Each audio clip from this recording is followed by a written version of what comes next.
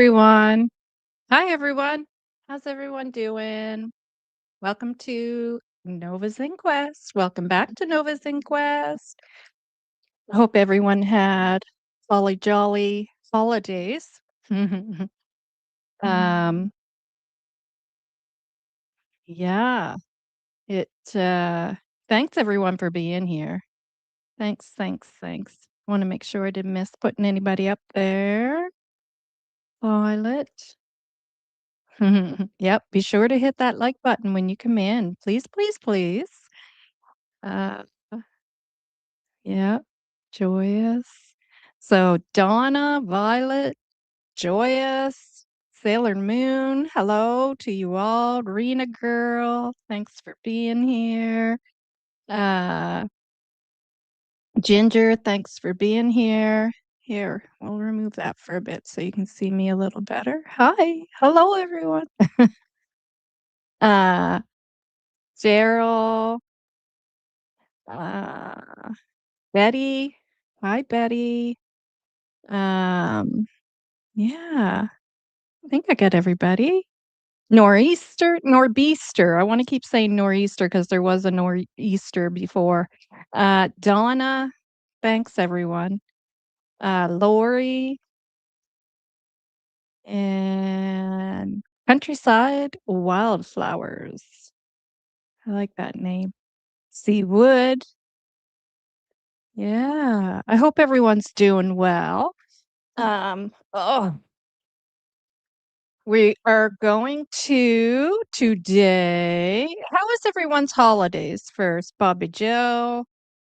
Like, I know a lot of people were sick over the holidays, which is that happens. That happens because 'tis the season not only for holidays, but for all the flus and all that stuff going around. Allie, hi. Dragonfly Lover, Allie, Jesse. Yeah, Lynn. Yeah. Yeah, well, guys, yeah, 8 months 8 months this week. Yeah, Liz, Nova Scotia strong, yeah. Uh, Nova Scotia's had a tough few years. Yeah, I had a police officer come to my door here one day. It was before the cold set in, and uh I had a movie playing, and I had the surround sound on, and this part came where mother's the daughter walked in and found her mother deceased. So she started screaming to the top of her lungs. Anyways, the police, I was hearing a bang, bang, bang on my door, and I don't answer the door. Like when my husband's here, if he wants to answer it, he can. But I never ever answer my door when I'm here alone unless I'm expecting someone. And so I just ignored it. And then the next thing I know, I hear in my living room window where I'm sitting, hello. And I look over and there's the police officer there. And he said, that they heard that there was some screaming coming from the house and they were trying to make sure I was okay. And anyways, so uh, I assured him, everything is fine.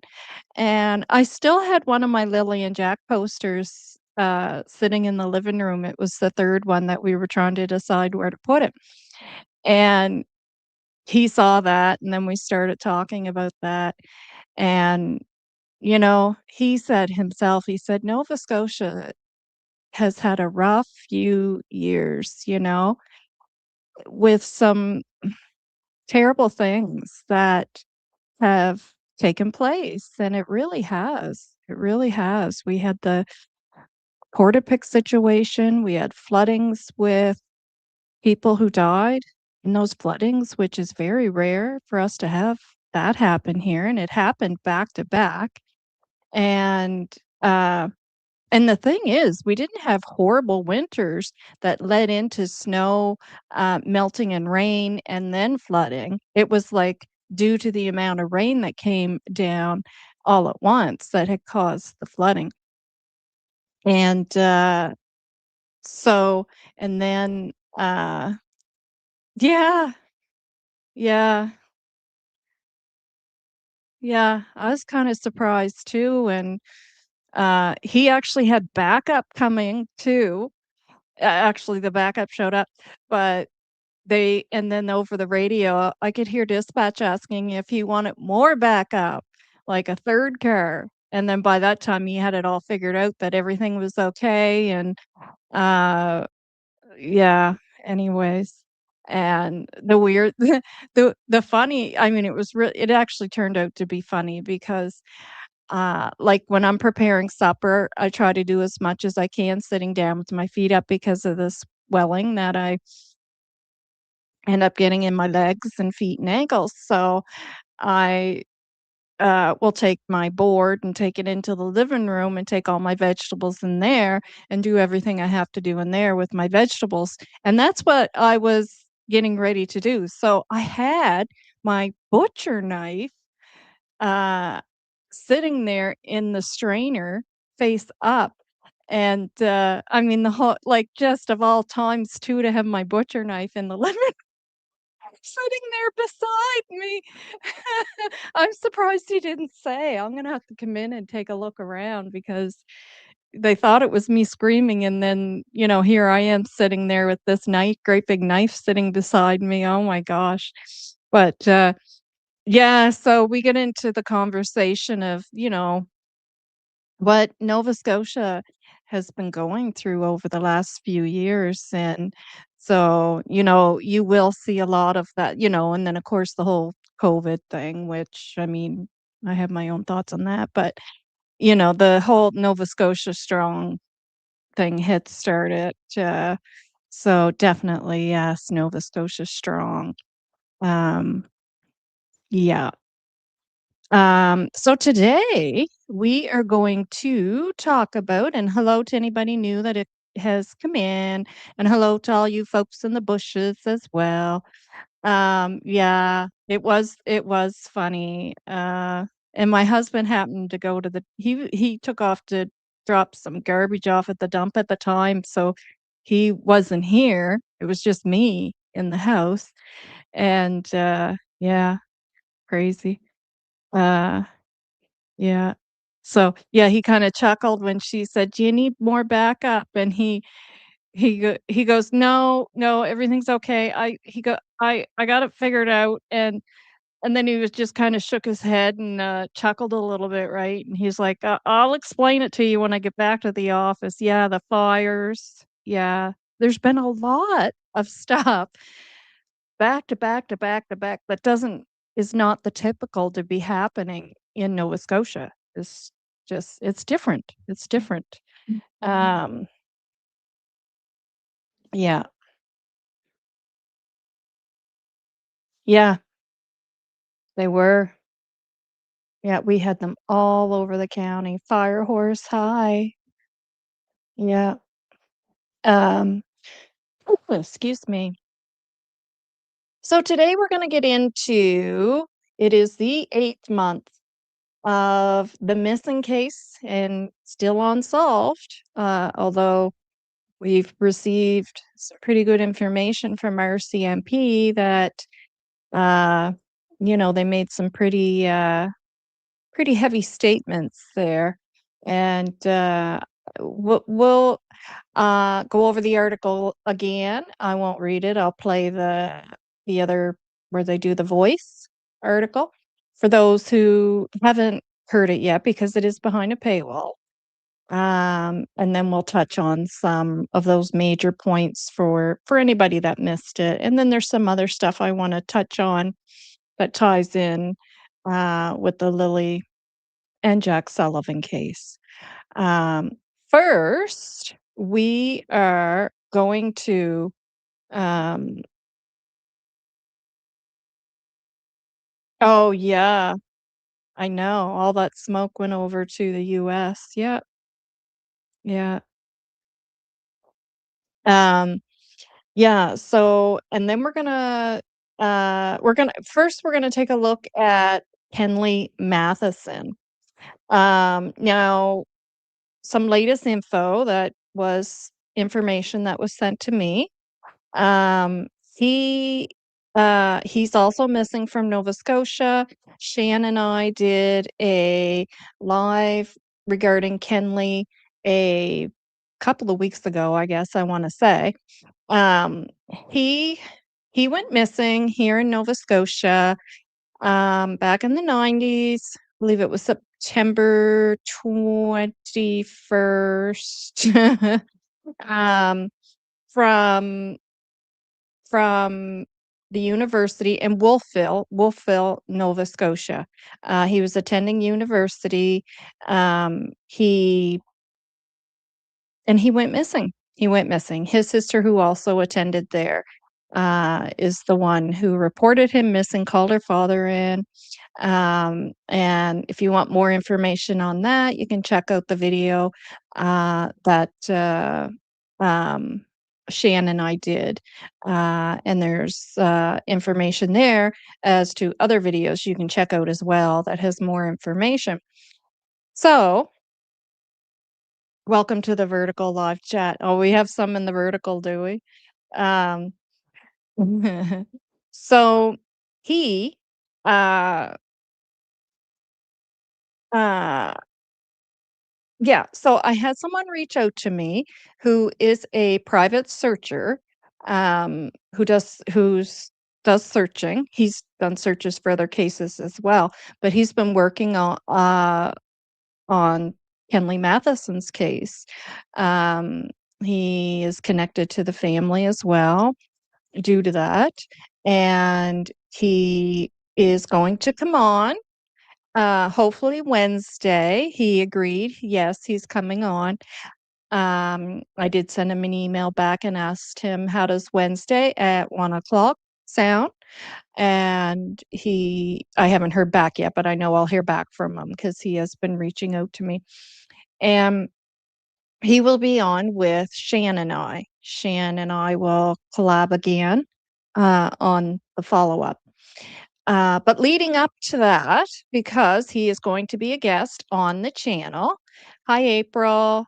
And because he's going to be a guest on the channel, I want to just give you guys a little touch on who he is. And he's been following this case for a long time. I don't know if he has any intentions on doing anything regarding the Lilly and Jack Sullivan case, or if he has, he may have been one of the volunteers that has already come to Pictou County. I don't know, but we can ask him that. Um, and we can ask him some other thoughts on what he thinks about uh in general questions, right? About searches. Um being out there searching in the missing persons cases. If you guys have any questions that you would like for Shan and I to bring up during that live, please send an email.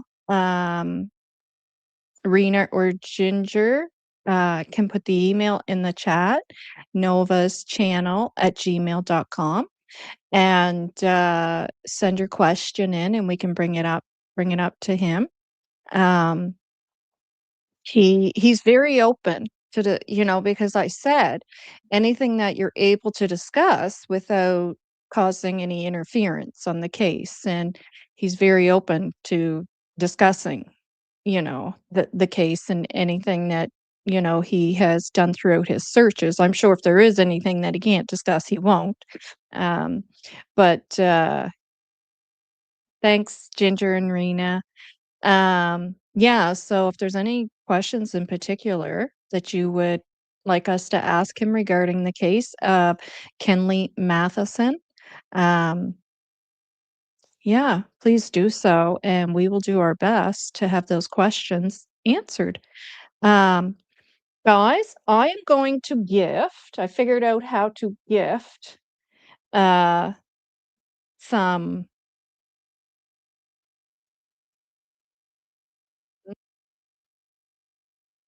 just 1 second. I figured out how to gift some membership, so I'm gonna do that right now.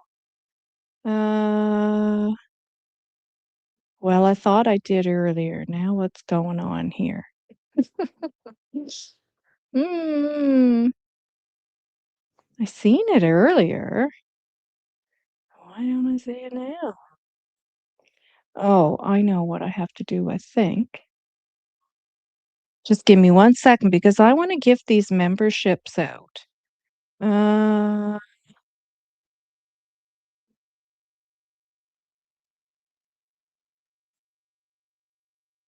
oh, there it is. There it is.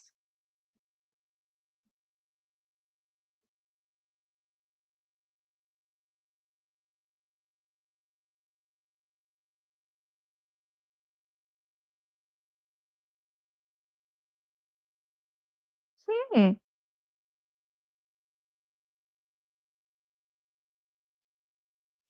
There you go. Can you guys see that?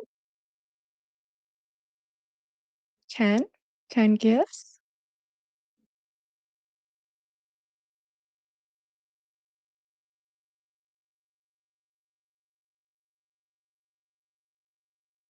What's the latest on Kenley? I'm gonna bring that up for you, Cool J, and thank you, Cool J, for being here. Allie, Ruby, um, April, thank you for the 279.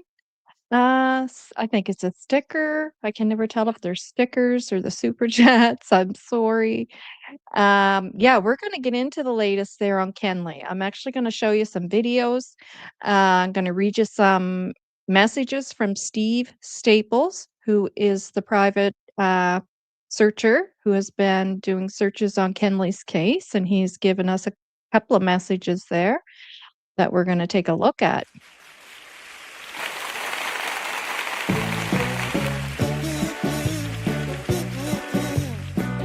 Thank you, April.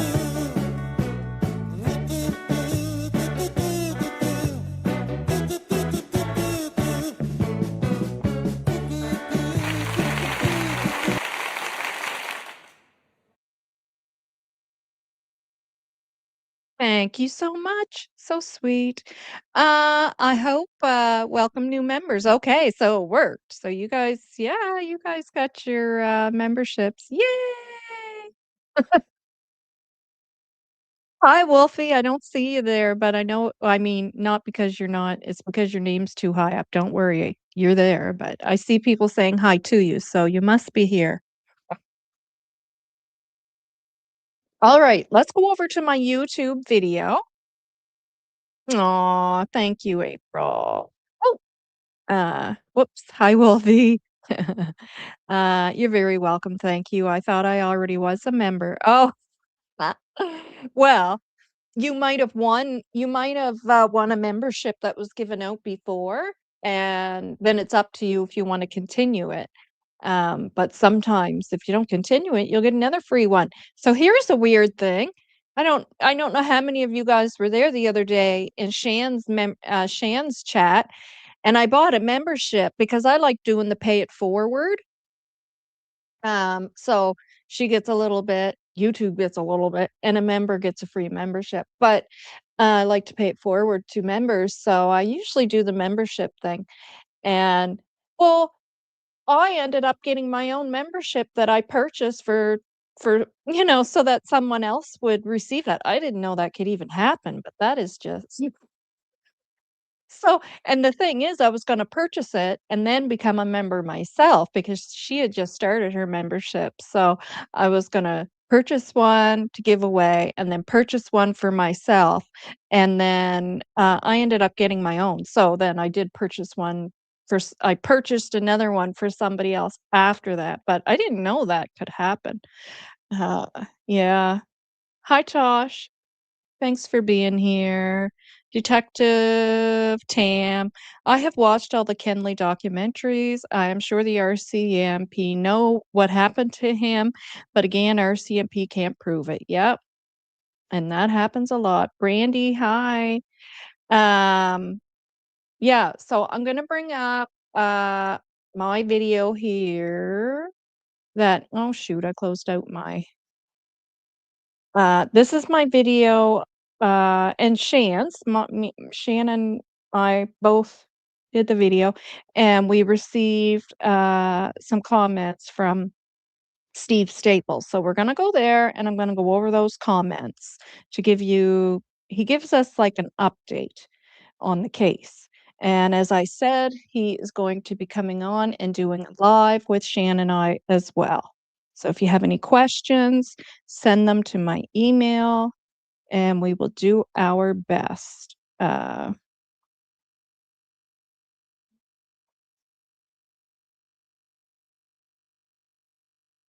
Just bringing up YouTube, guys.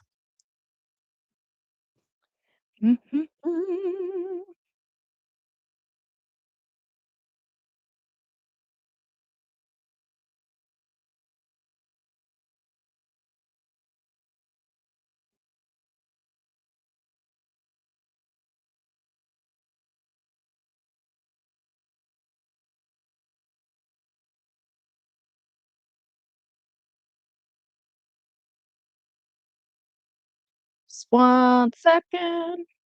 I'm looking, I'm looking.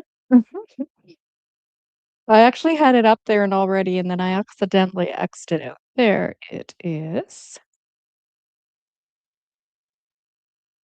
So I'm gonna bring up comments.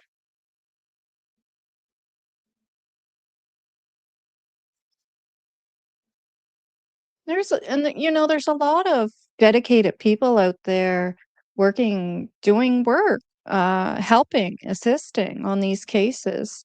Uh, we just don't know about them all. And I'm so happy he reached out. Um, he's not the only one. I had another individual reach out to me as well.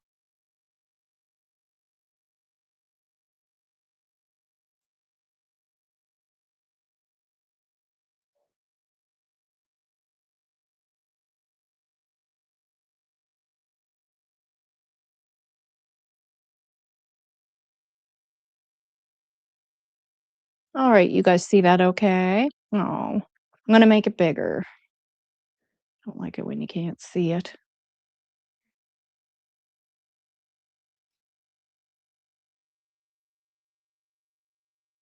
It's a little better. Make it a little bigger.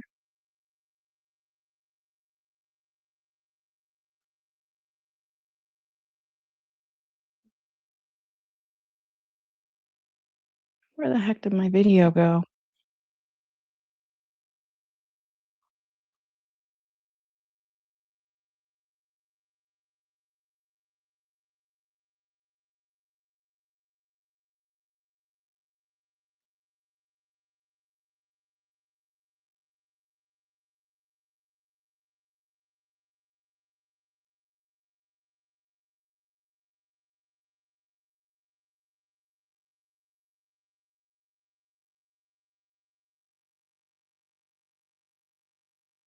What is going on here? I must have clicked something by mistake.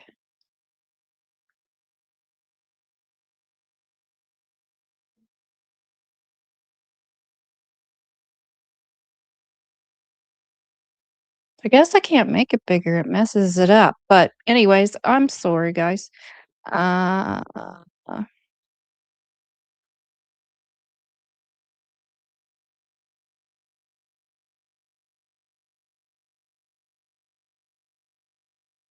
we'll have to keep it there. Anyways, so he's under Stevie Wonder, and this is under the Kenley video if you guys want to check it out. And go over, see the comments yourselves. Um, but I can let you read this for you. Okay, so he's under Stevie Wonder. Hi, I just read your message. So, oh, wait, let's go down to the first one he sent. So, the first one he sent was So this again is Steve Staples, a searcher on the Kenley Matheson case. Here's a bit of an update.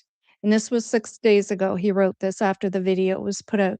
On June 6, 2025, we had a cadaver dog come in and once again confirm the presence of human remains, because in that video we had talked about how a cadaver dog had detected some remains, well, possible remains. We are trying to pinpoint the exact spot. Anything to help this family get closure.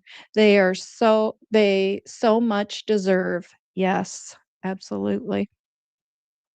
And so I said, "Thank you for this update. I will share next video." Um, and he says, "You're welcome. We have been searching up on Melanson, and that's Melanson Mountain, for over a year now and have no intentions of quitting." Wow. And kudos to him. So I did write him an email. Um, and as I said, he is interested in coming on. And then he wrote one day ago, "Hi, I just read your message. So sorry for not getting back to you sooner. Yes, anytime. I'm willing to have a discussion in regards to Kenley." So that's wonderful. And thank goodness for people like for this individual, Steve Staples, who is willing to come on here and discuss the case with us. Hi, Cheryl. Thanks for being here. And anybody else who came in that I missed? Mariska, hi.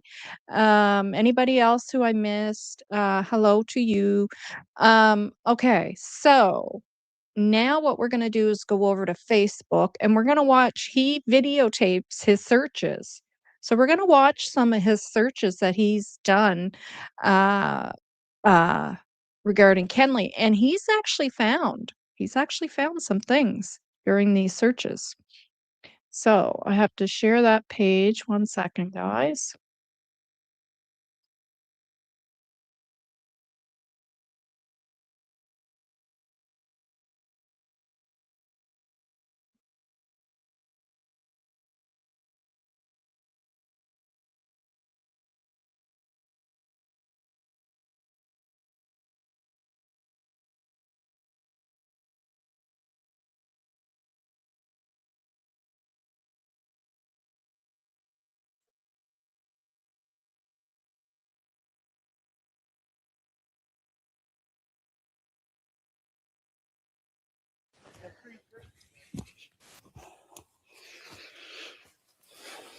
And the shirt, we unearthed this shirt.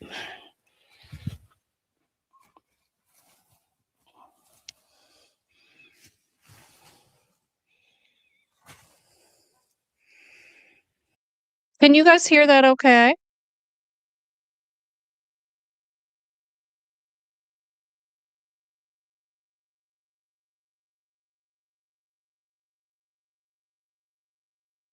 Was the sound okay, guys? I just wanna make sure that you can hear it. Okay. And I put it back to the beginning because I think it might have been partway through.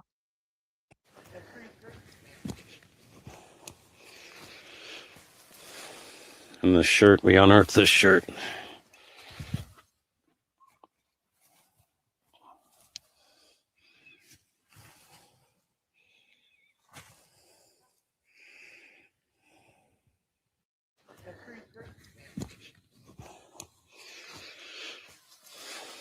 And the shirt, we unearthed this shirt.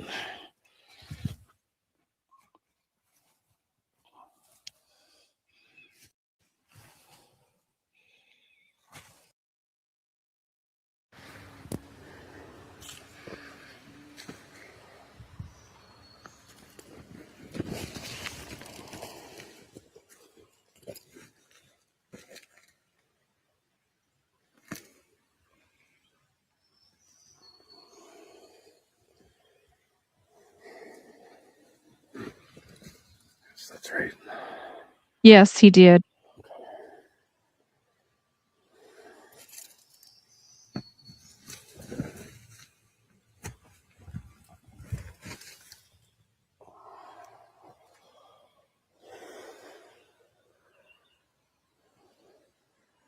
coming back to dig this shit out. Especially now, landowners full permission.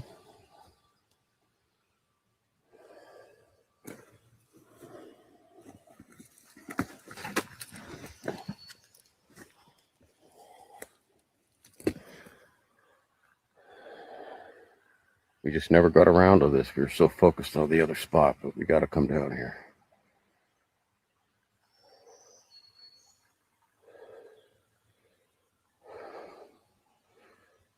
I stood with Kayreen yesterday in this spot, and she stared at this particular location.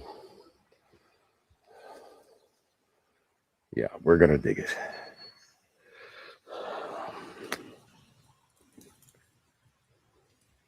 That's the original hit location, by the way.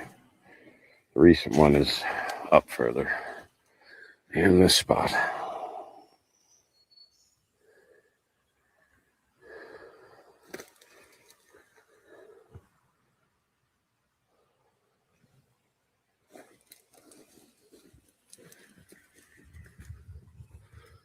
A lot of these old rocks, they're loose as all hell, as you can see. Some of them don't make a liar out of me.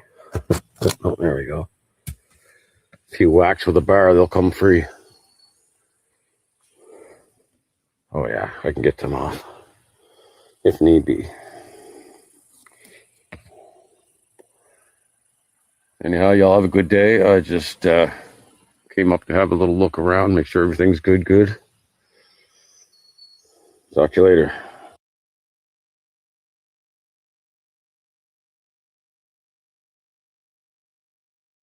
Yeah, see, let me go back, see what questions. There's a couple of questions there. CJ, did he say we unearthed it? Yes, he said we unearthed the shirt. And he does say, I can't remember if that's one of there's so many videos, I'd never be able to show them all today, but I just picked out some that I thought were most interesting. But, I believe later says it's not something that was described to be owned by Kenley, but, like he says, you never know. So, it was still handed in, but it could be something that somebody who did something to Kenley was wearing, or he could have been clothed in different clothing for like, you just don't know in these cases, right? Um and I do believe that was by the bear cave because he states, that was the original, um that was the original spot where, a hit was, and that was the original one was around the bear cave, I believe.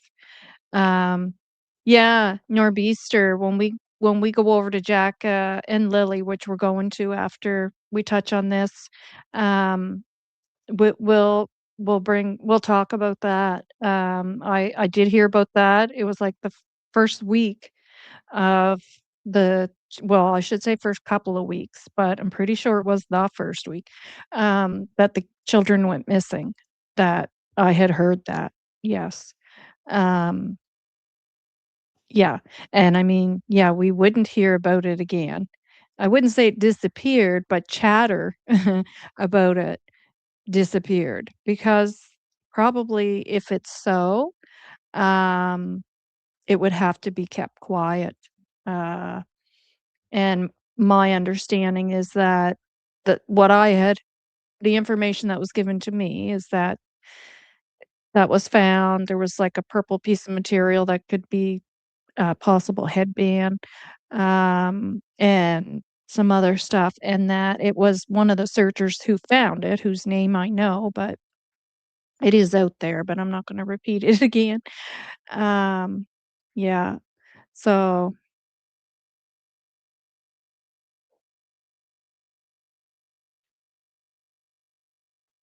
yeah, yeah. I know the name of the person who supposedly found them. Um, he has put out a couple of messages in the beginning, but, um, my understanding is he's quite traumatized from the whole thing, which I imagine all those searchers are. Uh, yeah. Justice for all. I think justice for JL, justice for Jack and Lily. Oh, I thought you were Justin, but that's still we're still excited to have you here too. Excited to have everyone here. Um, okay, there's another clip I want to show because there's another piece of clothing that is found. And when he comes on, he'll go over this stuff with us as well. Uh, he'll elaborate more for us.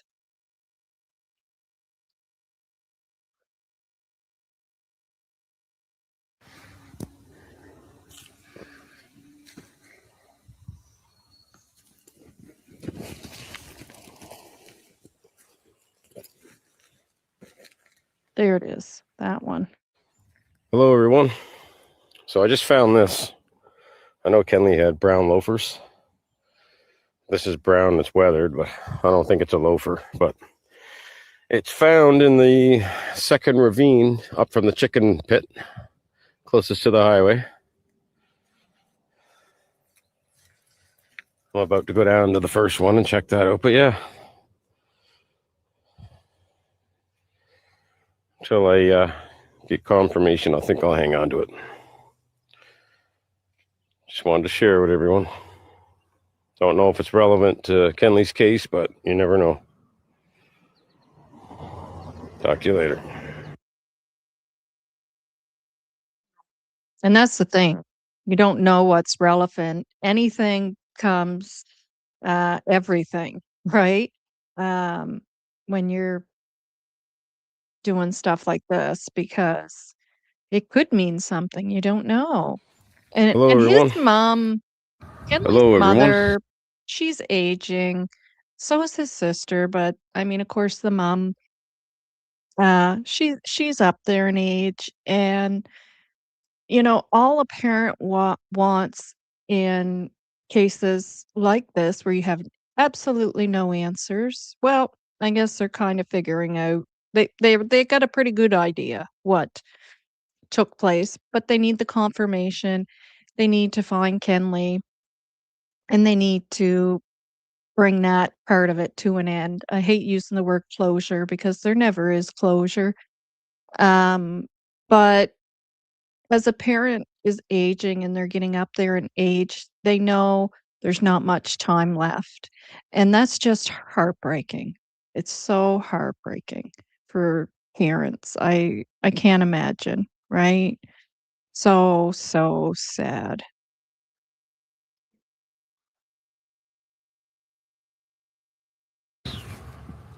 This here is the main level of Kroll Tower where they would have had the party in September of '92.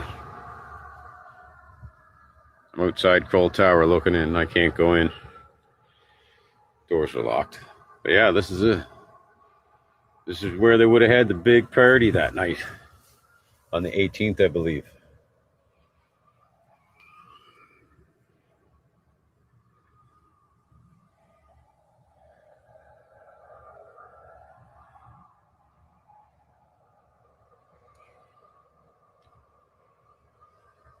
We're not finished.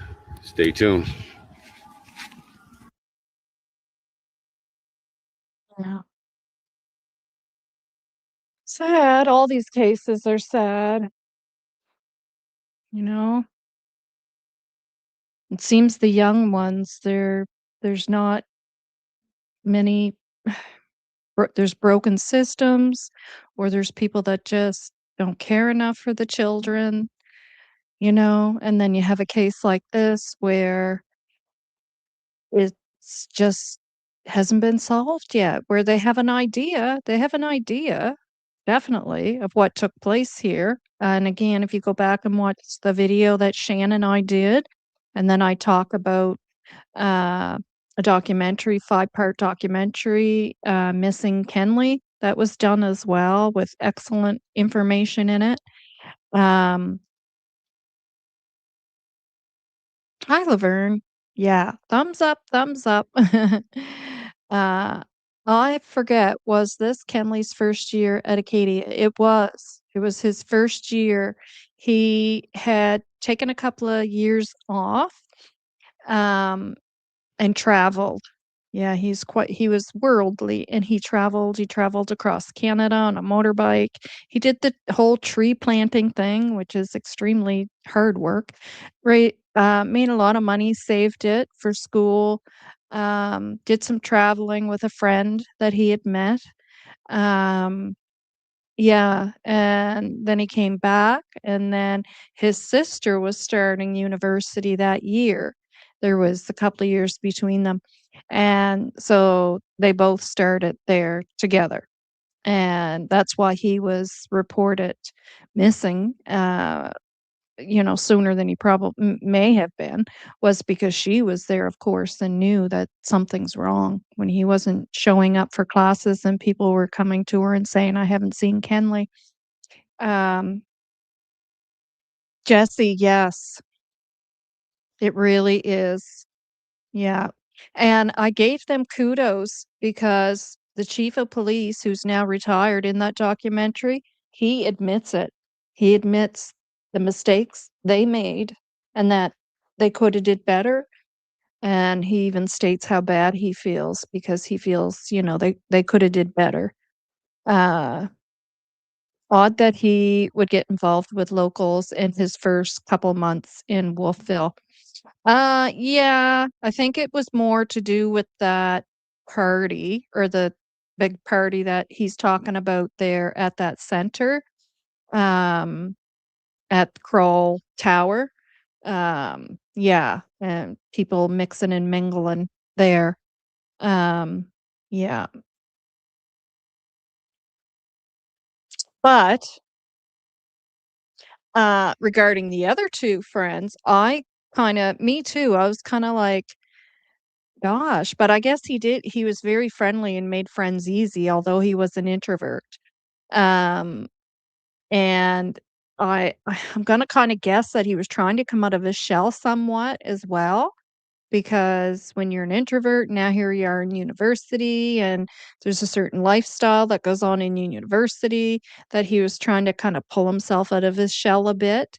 Um, and yeah, he made friends very quickly with, I think his name is Tom, and I can't remember her name. Can't remember her name. But, he sure did, and then the first week, they went on a, trip, to her place for the weekend. I'd be interested to know if any locals lived in Kroll Tower that year. Yeah. Mhm. Yeah, because the individual that they're pretty sure, y you know, is involved in this, lived local and stated that they didn't live in Kroll Tower, so, frosh week, yeah, frosh weeks are dangerous in my opinion, yes. Yeah, and he was worried about that because where he's such an introvert, and that was one thing he wasn't really interested in. That could be why he was interested in making accepted the friendship of those 2 individuals who invited him to go away for the weekend as well, because it would get him away from campus and away from the whole frosh week thing, right? If you're not there, then you don't have to worry about it. Yeah, it was a very informative documentary, that's for sure. It was very well done, very well done.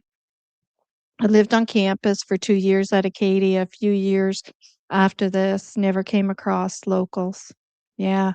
Living there, yeah, yeah, because most people don't. Even my son, when he went to university, because where we live in Pictou County and St. FX is in Antigonish, County, and he was able to just drive back and forth.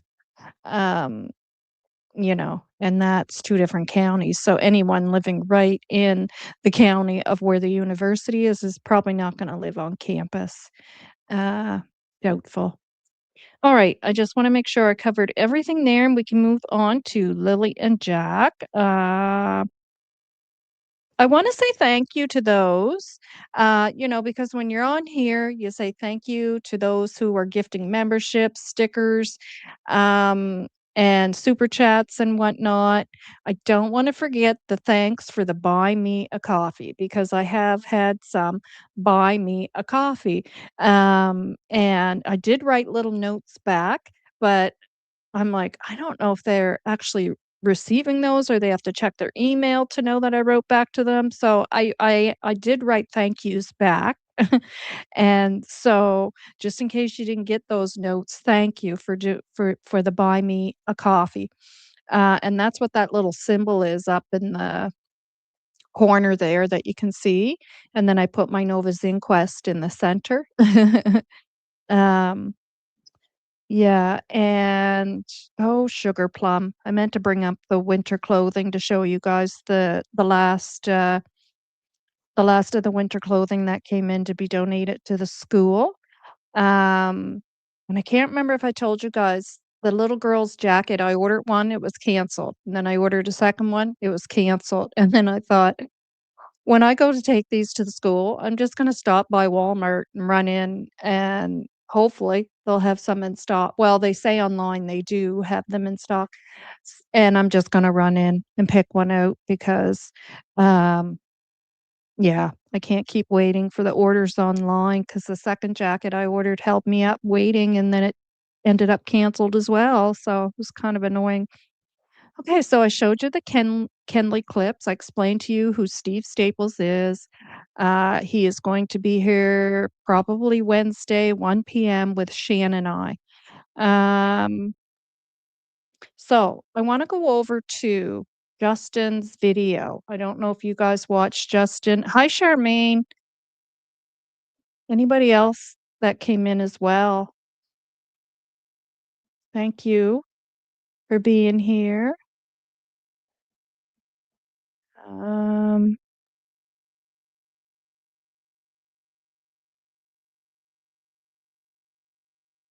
Hi, Charmaine. You're welcome to come up if you want. Actually, anybody, if any FBI 9540. Uh, Hi there. We're heading on to, Lily and Jack now, FBI 95. Um, yeah, if anybody wanted to come up, let me know. I will put the link in the chat for you.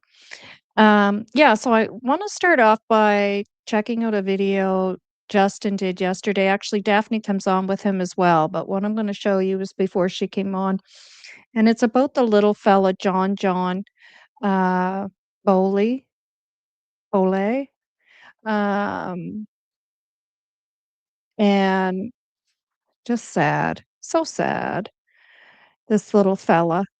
Just give me a second, guys, to grab my history there.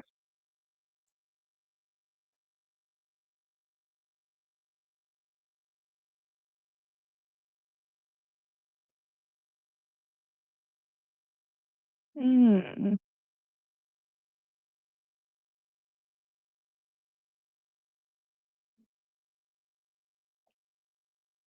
I gotta get used to my YouTube on this laptop.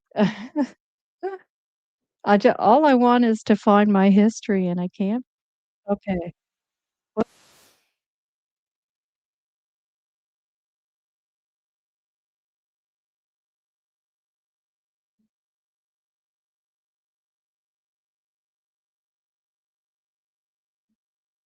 Mm.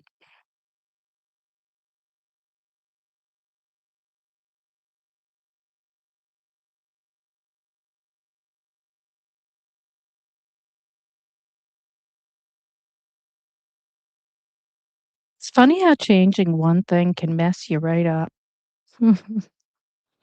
Oh. Oh, there it is.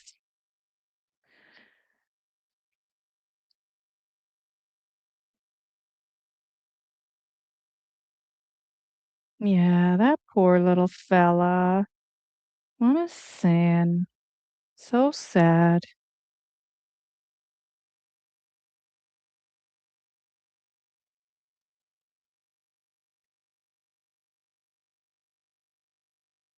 Poor Daphne was just heartbroken.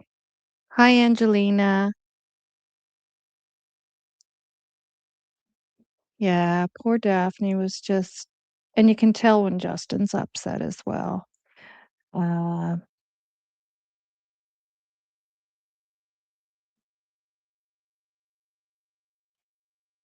was the party at Kroll Tower the day before he went missing?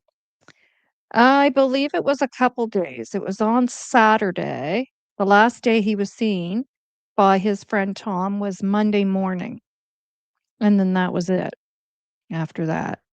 Hopefully, I have my information correct, because of my memory, but I'm pretty sure that's how it went. Um, yeah, yeah, it was. We were all watching. I know, and it is. I've had my moments on here too. Where you just break down because it's just so heartbreaking. Like, and that's why I can't do the Janie tapes because I literally break down every time. That is the one thing that I just have to stay away from. I can't. If I watch Justin do it and he's thrown his little bit of humor in there, which is probably why he's doing that, because it's disturbing to him and anyone else to be listening to. Um, and it's hard. It's hard to listen to that stuff.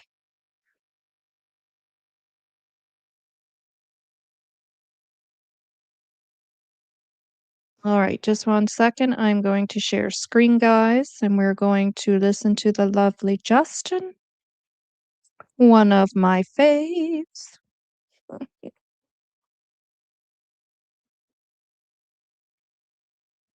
Listen, I know I'm married and he's gay, but I gotta be honest, I got a little crush on Justin. He's so sweet.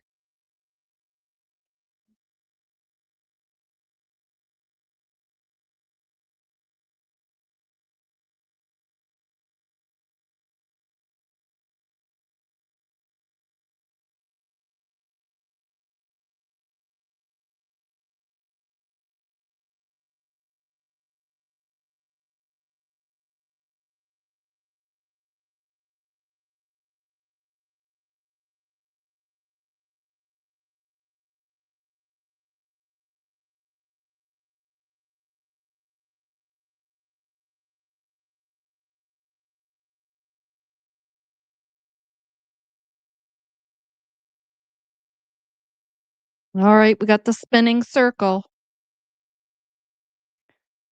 Ah, come on now, Justin, don't do that to us.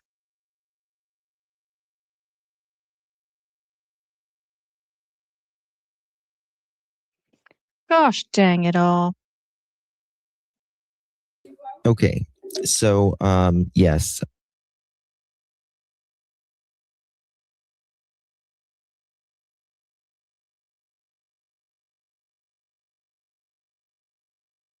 Uh, Rush hoping, that he was alive, but that wasn't the case. Wasn't the case.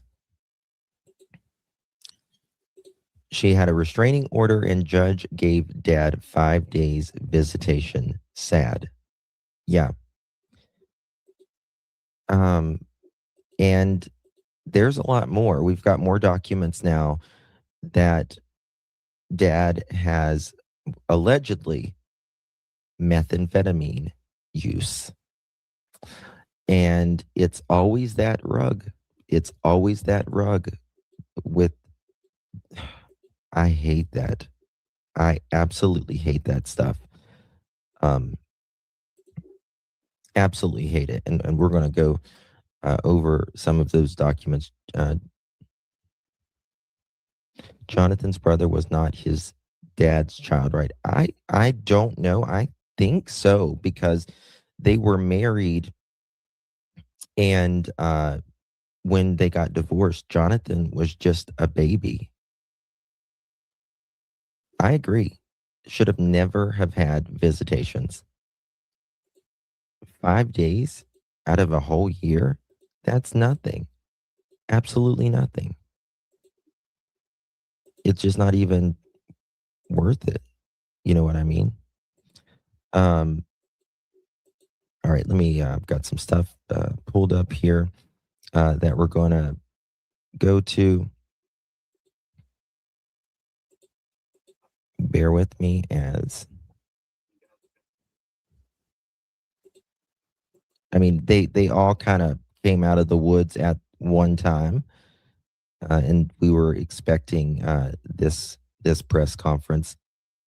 Bear with me one second, guys. Full credit, And we're going to Clutch get to Them it. Just Pearls, give me 2 seconds as I pull Justin, this stuff up. and I do have Justin in the description. Poor little baby. But you hear what he's saying there. Again, it's the math, Here we go. math. NBC is Reports to breaking the news as well CPS. right now. 2 miles from the home. Yes, 2 miles from the home. Maybe. Of a 4-year-old boy who was reported missing on New Year's Eve day. That's December 31st. Let's get right to NBC News correspondent George Solis. George, this was an urgent days-long search now with a tragic ending. What more should we know? Yeah, Zinkley, it really is just one of those stories that gets you and rips you to your core here. The sheriff of this county briefing the press a little bit ago with this really tragic update, thanking the volunteers first for their countless hours out there in all sorts of conditions trying to search for 4-year-old Jonathan Boley. As you mentioned, he was reported missing Wednesday by his father. You see the volunteers there searching some of that terrain. Let's get right to what the sheriff said just moments ago. Like so many of you across our community, we're devastated, and we're devastated by this news. Jonathan was an adventurous boy, and he loved the outdoors. I ask you to be Enough. When is enough? Oh,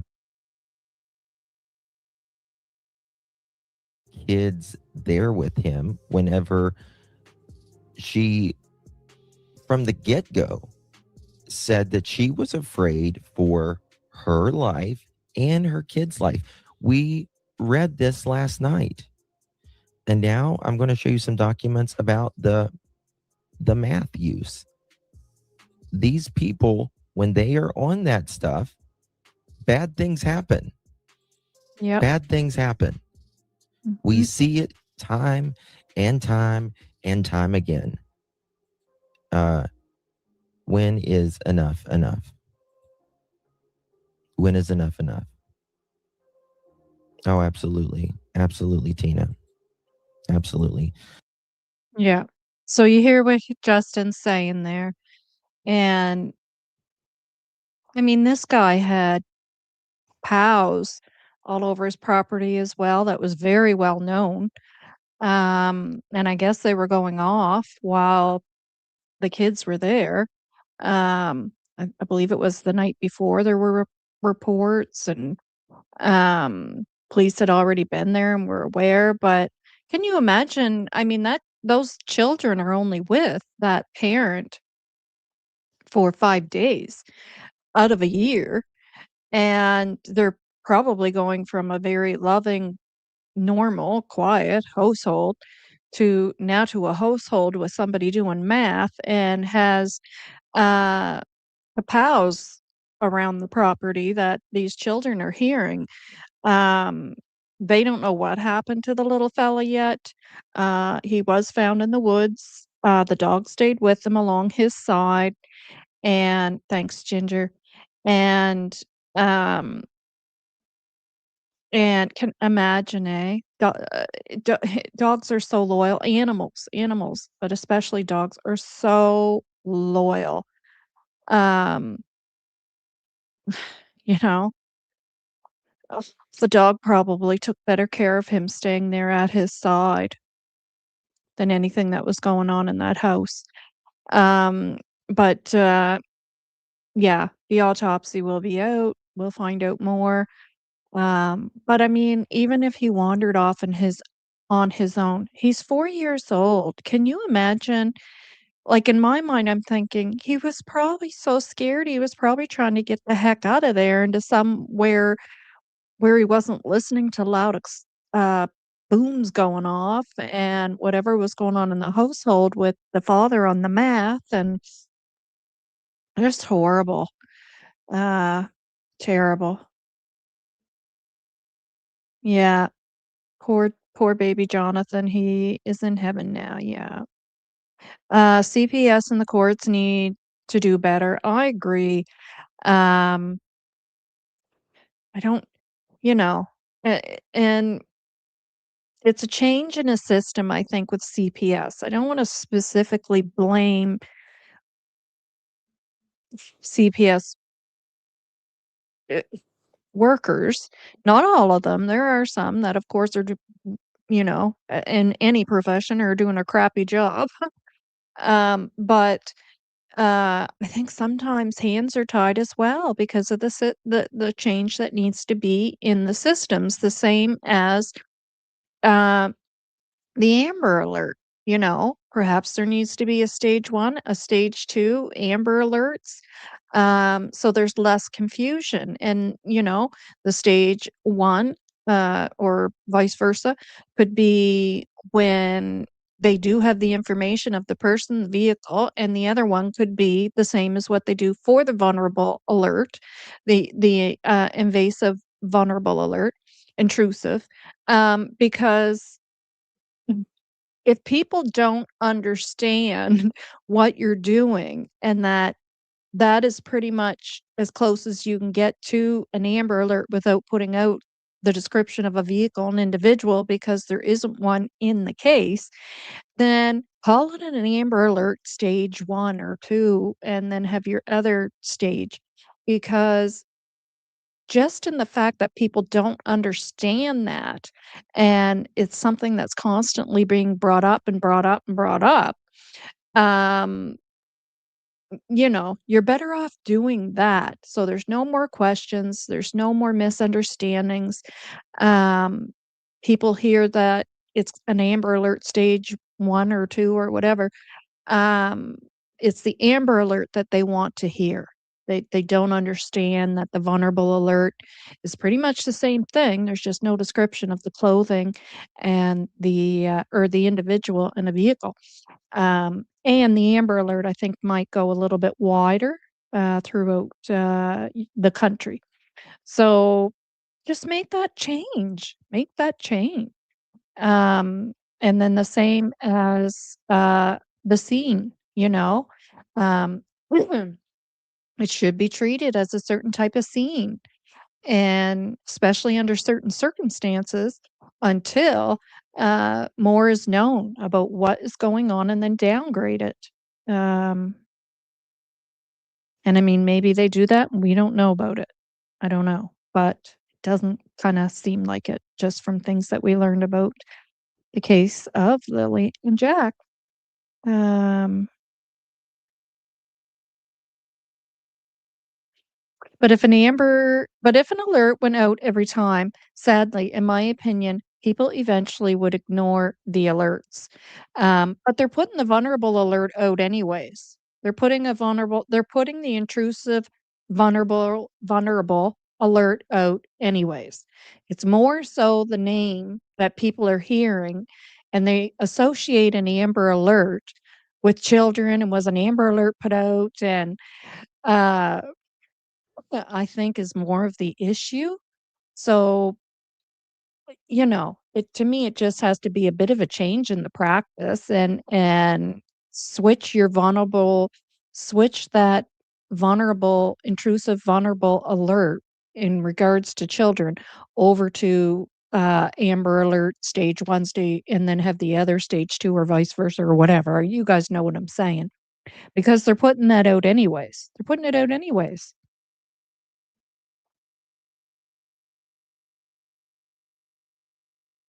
Let's keep it positive. Challenge ideas, not people. Thanks for following, sharing your thoughts and opinions in chat. Agreed, Ginger. Excuse me. Um, yes. Yeah, I agree. Think of how many children's would be alive if there was changes made to the CPS. Yep, and we can go through a huge list of them. I've got some I could rhyme off right now that stick out in my mind from years ago. Yeah. CPS can't always be responsible. Parents should be more, have more of a punishment. Yes. Yep. The courts. Yep. Uh,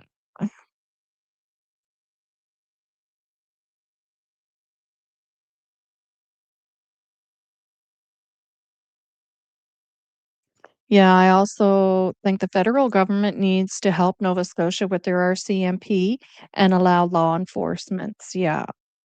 Yeah. And there's nothing wrong with, I mean, I always say it's not about blaming. It's not about blaming or saying, this is this is what somebody did this wrong, or it's about looking at something, especially when it's over and over and over again, and going, okay, we need to take a look at this and see where we can go do better, you know. It's the same as autistic children. Now, there was just another incident of an autistic child, and I think it was in Barrie, Ontario, um, where there was a welfare check called, and the mother's in the apartment, and the child's there unalive, uh, you know, by her doing, and she worked in healthcare. So, one thing I've always said is it seems that there may be more supports needed. If you're seeing that over and over and over again, either more supports are needed, or more, uh, a way for that information to get out there somehow. Uh, but, it's, to me, it's something that has to be looked at. If you're seeing something happen over and over and over again, it's time to take a look for sure. Hi, Diesel Weasel. I see you there. Wolfie, in my opinion, roadblocks should have been set up. Yep, I agree. No public interference. Yep. Everyone should have been kicked off the Martell's property. Yep. That wasn't emergency response. I agree with everything you are saying. 100%. Uh, yes. All our CMP in Canada. RCMP is federal police force. Yes. Um,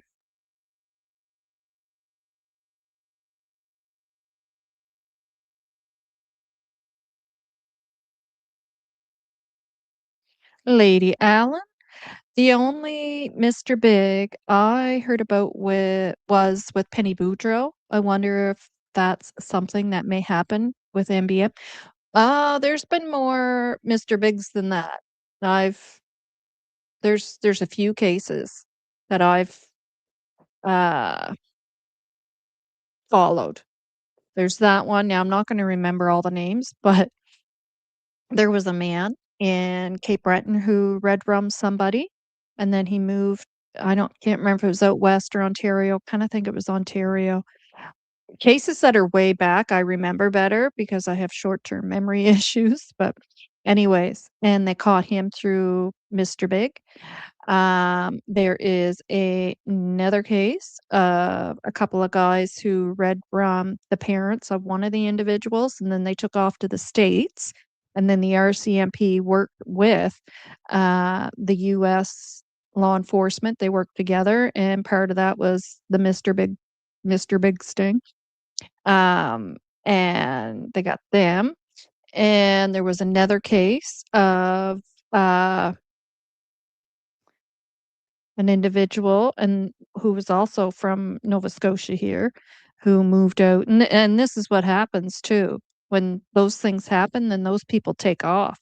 They just brought one guy back from the US, I think he was in Texas, who red-rummed a, female here, a lady here in Nova Scotia. I did do a video on that. Um and I don't know if they got him through the Mr. Big, but they got him working with the US law enforcement as well. Yeah, and there was another man who red rum somebody here in Nova Scotia. He took off. They got him through the Mr. Big. So yeah, there's more than Penny. But there's not too many females you hear of. Yeah. Uh, Hi, Magdalena. Thanks for being here. Justin is not here. We're taking a look at his video from last night. But I did see it my time here in Nova Scotia. I'm not sure where you are, that he's booked for a live at 11, and he might be on before then too. Who knows? I think that was booked for last night, and he maybe fell asleep, or I was reading it wrong because I was half asleep. I don't know. Hi, Harley Davidson. Uh, yeah, Angelina. Yeah, they're the feds. Yep, they sure are all across Canada. See Wood. Everyone on the scene when RCMP arrived should have been questioned, and everyone on scene that day should be questioned. Yeah. Yeah. Well, there has been a lot questioned. Uh, and you have High Horse Gone Wild. Um, they did a Mr. Big for the Big Bens. The Big Bens. Hmm.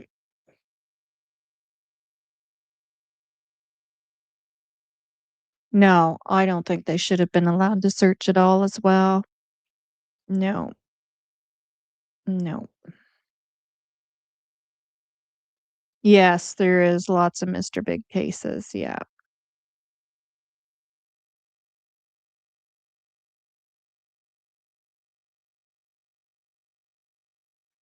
Susie Q baby, hi. If I missed anybody, my apologies. Uh yeah, if you have a question for Nova, please put question in all caps before your message so we don't miss it. Thanks, Ginger. And Ginger, I don't because you are the managing mod, I don't know if I think you're able to star comments. So if you see comments like that, and so that I don't miss them, you can click that star, and then I click on a button that says starred, and I go over, and all those they're saved, so I don't have to search back in the comments. Maybe you both can do it, but I think maybe only Ginger can. But if you want to try it just to see, just to practice, uh, just you can star any old comment, and then I'll try to do it, and I'll see if it shows up. Uh, yeah, they did tell. Yeah, they told them all not to search, and then you got Janie in the woods with the dog, and then eventually they ended up telling Daniel to go back out, and I have speculation on that. Uh, oh, okay, so you can't, because sometimes they wanna see what you're doing. And he said while he was out there that the helicopter was doing nothing but hovering over him, so that could be why. Uh, there was a Mr. Big case here in Calgary for Robert Leeming case. Okay. I think I heard of that. That's one of the ones I'm thinking of, I believe, because that name is, yeah, very familiar. Okay, so let's take Justin off, and I want to go over next to Hunter S. True Crime because he did an excellent video. And we're not going to watch the whole thing because it's 30 minutes and some of it is press conference. So I kind of have marked some spots down to watch. And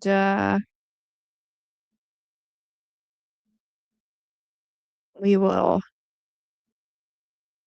Am I still in my history?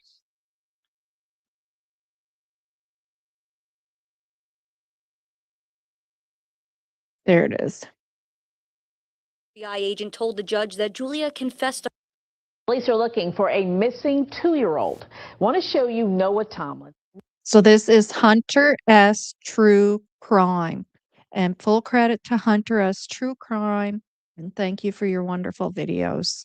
Very informative. We're told he was last seen wearing a white and green pajama shirt and diaper. His last known location was on Atlantic Avenue at about 1 o'clock this morning.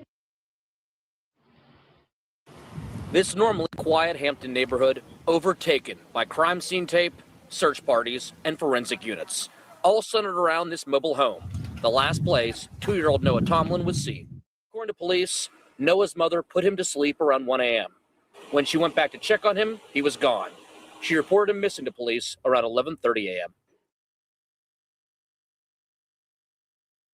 There's so many prayers going up. We've got whole communities praying together, and I pray for a safe return. I have a daughter. I would want someone looking for her if she was missing. I've never searched for a child, but I'll be willing to crawl down here on my hands and knees to find the baby. We also spoke with a neighbor who knows the mother personally. She says she lives in the mobile home with 3 children, all under the age of 5. I've spent a lot of time with the kids. I love the kids. I've done a lot to help her and everything, because there's a lot of times that she needs a break from them. The mother is not the type to lose track of her kids. She's always doing stuff with the kids. She's never, she's always with them. Always. Because she's always finding things for them to do and everything. Can't understand it, because the kids are never off the porch. If they are, usually she's off the porch. But she's got a gate that she locks and everything. And we're considering everything from the child just walking away, but 2 years old shouldn't be able to walk too far, to all the way up to and including foul play. We're looking at all potential possibilities. Well, we have a missing child, 2-year-old. Hampton. You could see people in hazmat suits with black trash bags searching in a coned-off area. There was also multiple ambulances and a command center post set up towards the west end of the landfill. We're told forensic teams are at Hampton Fire Station 11 waiting if they do find anything suspicious in this case. Now, that's just across the road. But outside of the landfill search, investigators are also checking with Noah's extended family members for any information on where he might be. I actually just heard from Noah's mom, Julia Tomlin. Now, she says Noah can't walk well and he possibly has autism, but she says he loves everybody and is very affectionate. His family has remained silent until now. Noah's mom sent 13 News Now several text messages about the entire situation. She starts off saying, "I'm working real hard with law enforcement to help find my baby. I can't have my location known or whereabouts of my other children for their safety." She sent this picture to us, taken last month. She says her son doesn't walk well, and this pediatrician said there are signs of him having autism. We asked her about the rest of the family. She says the other 2 children are safe. She and her family and friends are praying and spreading his photos. She goes on to say Noah belongs home. His family loves and misses him. Today, fire crews went back and forth to the landfill to search for the toddler. You can see here one crew returning and washing off gear. They've checked under houses, they've checked in sheds, they've checked cars. I'm hoping.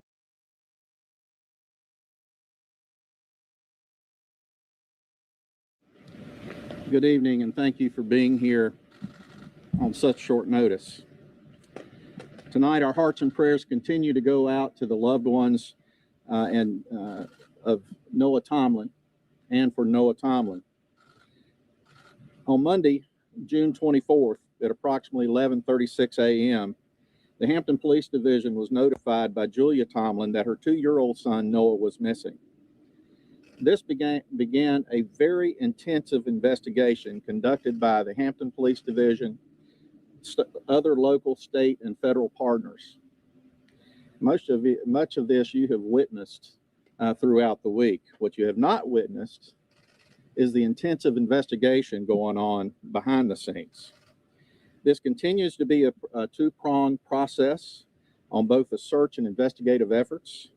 But tonight we are announcing an arrest related to the disappearance of Noah Tomlin. We are arresting Julia Lena Tomlin, 34-year-old Hampton woman, the mother of Noah, in connection with his disappearance. Charges are pending. Unfortunately, to date, Noah has not been found.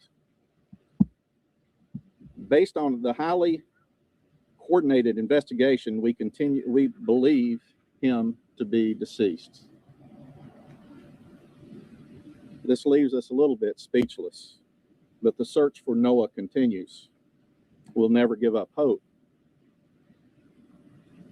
The Hampton. You want to give Ms. Tomlin? Come up and have a seat at the table there, please. Julia Tomlin in court for the first time since police arrested her last Friday night. Tomlin spoke very softly to the judge and became visibly emotional at times.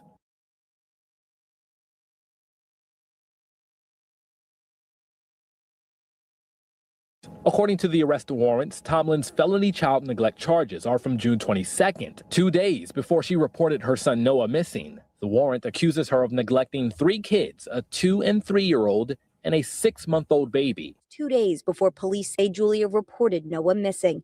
When asked about the difference in dates, Hampton police could only say, That kind of speaks a little bit towards the deeper elements of the investigation, so I can't talk about that. We're putting so much effort into this, not just because we want to bring a close to the investigation, but it's what Noah deserves. This morning, we learned a little about Tomlin and her criminal past. A judge found Tomlin guilty of child neglect in 2010. According to a criminal complaint, Tomlin told a detective she sat her then 1-year-old daughter on the stove. She said moments later her daughter fell on the stove, leaving her with severe burn marks on her back. Both of the girl's parents told detectives they never took their daughter to the hospital. Tonight, the search for Noah is intense. Not only are crews searching the landfill, they're now at the Hampton NASA steam plant. Police say the conditions, especially in the landfill, are grueling. Digging through the entire city's trash, it speaks volumes to what it means to them to get this child recovered. Officers that are on the search, they remain dedicated, many of them volunteering to work this assignment in lieu of their regular assignments. And many of them are volunteering to work extra long hours. these extra hours are being spent at the city landfill and Hampton steam plant. Police cars and crews could be seen outside of the steam plant building today. City officials say the steam plant is where some of the city's trash goes instead of the landfill. There it is turned into renewable energy, and it's where Hampton police say their search efforts will stay for now. While we're not ruling out other locations altogether, at the immediate time, that's where our search efforts are focused, both at the landfill and the steam plant.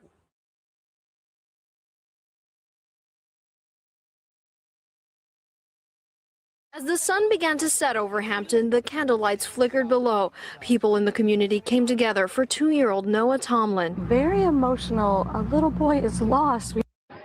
There were 4 independent searches of the area around Noah's home. There were also 2 searches that were conducted at the landfill and at the steam plant where trash is diverted. On the investigative side, we have been assisted by a number of different folks, but particularly the FBI.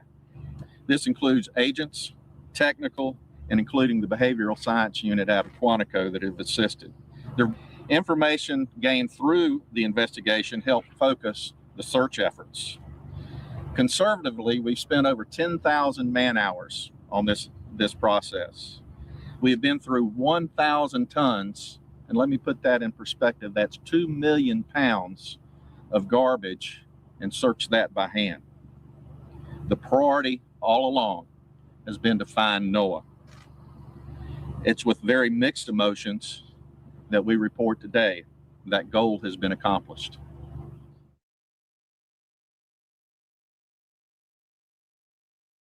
At 8:50 a.m. this morning, a search team located the remains of a child we believe to be Noah Tomlin.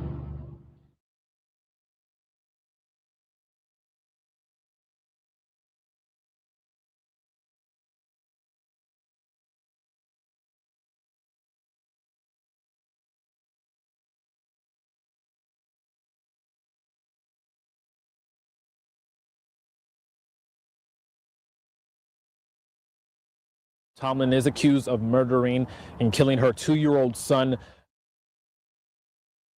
There's no question in my mind, based on the evidence, this child was tortured. Tonight, murder charges for Julia Tomlin, as we learn how her son died. According to an autopsy and anthropology report, Noah had fractures to his skull, jaw, and ribs. The report revealed that Noah's abuse was so gruesome, his bones stopped growing. Commonwealth's attorney Anton Bell described Noah's injuries as if a child had fallen several stories from a building. Nothing really kind of grabs you like seeing a child or a toddler being the victim of a crime, particularly something as horrific as this particular crime. According to the medical examiner, Noah's body was in a state of decomposition when search crews found him inside the Hampton NASA steam plant in July. The only things recognizable, his liver and one of his legs. She should never, ever get the opportunity to ever hold another baby or to ever be in a caretaker role. Julia Tomlin was brought into the courtroom today wearing shackles. 14 witnesses were called in for today's preliminary hearing. One of those witnesses, Brad Bailey, was called in by the Commonwealth. He claims to be the father of one of Julia's children. 2 days before Noah was reported missing, Bailey said he went to Tomlin's home. She had called me the night before and about 10 times in that day. I should say, like, she wasn't able to clean her house. So she needed me to provide her this so she could clean her house to make it suitable for child enforcement. He said that afternoon around 1 to 1:30, Noah was alive. My focus wasn't on Noah, but he was there in the living room. Then Brian Knoll was called into court. He claims hours later that same day he went to Tomlin's home with his daughter. He says at that time there was some question whether he could have been Noah's father and wanted his daughter to meet Noah. He said Julia wouldn't let him see Noah. Anyway, we can just maybe me and my daughter can just peep in. We won't wake him, to see Noah. And again, Julie responded that, well, he's asleep.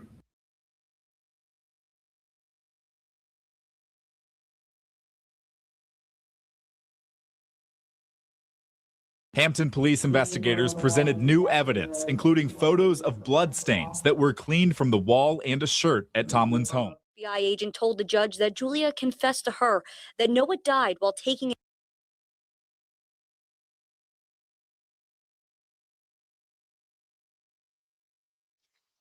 Yeah, so very sad, very sad. But again, you see the similarities in all these cases. I don't know if you guys caught it in the beginning there, and I hope I didn't move forward before it was said that she just woke up and he was gone, right? A 2-year-old, right? She just woke up and he was gone. Yeah. And I mean, not that that can't happen, because if you guys were here before, I told you the story about my little fella getting through the child-proof knob. But typically they're found. Typically they're found. I found him a few houses up in the backyards up a bit. He was petrified to move once he realized, uh-oh, what did I just do? And he was crying, Mommy. So he definitely wasn't running away from me. He was curious, like Jack, when Jack got out when he was 2, right? But yeah, this is terrible, terrible. So Hunter S. True Crime does these stories and kind of pulls out certain things that are very similar to all these cases, right? And has done several cases on Lilly&Jack and has pulled out certain information and then puts it all together in that one clip. Some of them are around a half hour, some of them are shorter. But just terrible. Terrible, terrible, terrible. Yeah. Okay, just one second. Yeah, so Cool J says RCMP, and he's quoting Daniel, we told you to not go in the woods. Daniel, but some army dude with Oliver on the back said I could. Yeah, sure, buddy. I know. I question that one too, right? Especially after we've realized, what we've realized. Yeah. And again, thank you to Hunter S. True Crime. Great videos. Yeah. Somebody asked if the death penalty is there. I'm not sure. I'm not too familiar with the U.S. states, which ones have death penalty or not. But and I agree. Somebody else said there about the rehabilitation when someone unalives another individual. I think certain cases can be, probably more so well, not probably, but more so than actual offenders. But certain cases definitely shouldn't even be considered. And I think when a parent can unalive your own flesh and blood, no, no, absolutely not. No. Like, and the way some of it is done, like the Penny Boudreau case, which I did do a video on way back, the mother who unalived her child. No, she should not be getting out, but she's out on day visits now here in Canada, um, which our laws tend to be somewhat softer than in the US. And it just irritates the bejesus out of me. It just drives me crazy. No need of it. All right. Moving on. Let's go over to and you guys are getting what I'm getting at here, the similarities. It's always the same story, the same similarities. And certainly in the case of Lilly and Jack Sullivan, we can certainly see statistics there, the similarities, those red flags. Yeah. So we're going to go over to the Globe and Mail.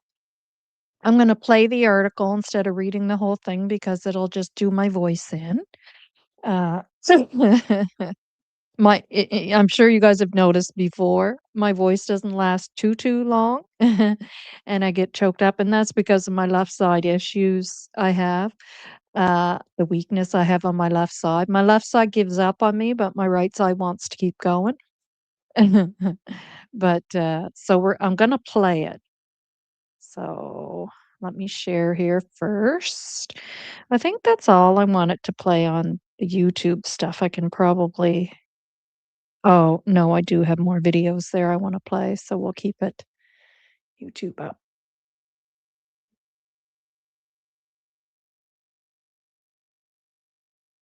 Hi, everyone.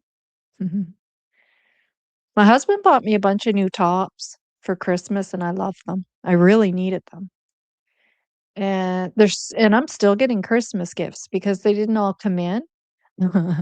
Some of them were actually coming in the mail. So I have, I think, 2 or 3 that are still on the way. So I'm still getting late Christmas gifts. A little bit spoiled I am. Now I know some of you already heard this, but I know some haven't as well because it's behind a paywall. And if you haven't watched any of the other channels, and some people don't watch all the channels, then you wouldn't have heard it. If there's any issues with the sound, just let me know.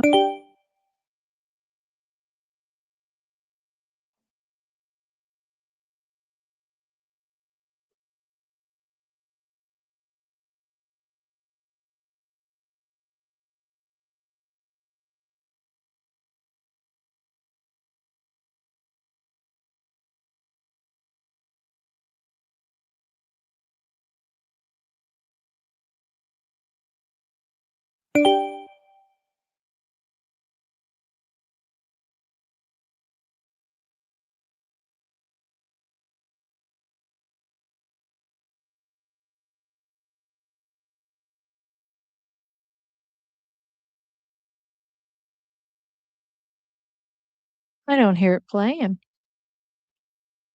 Maybe I am gonna have to read it.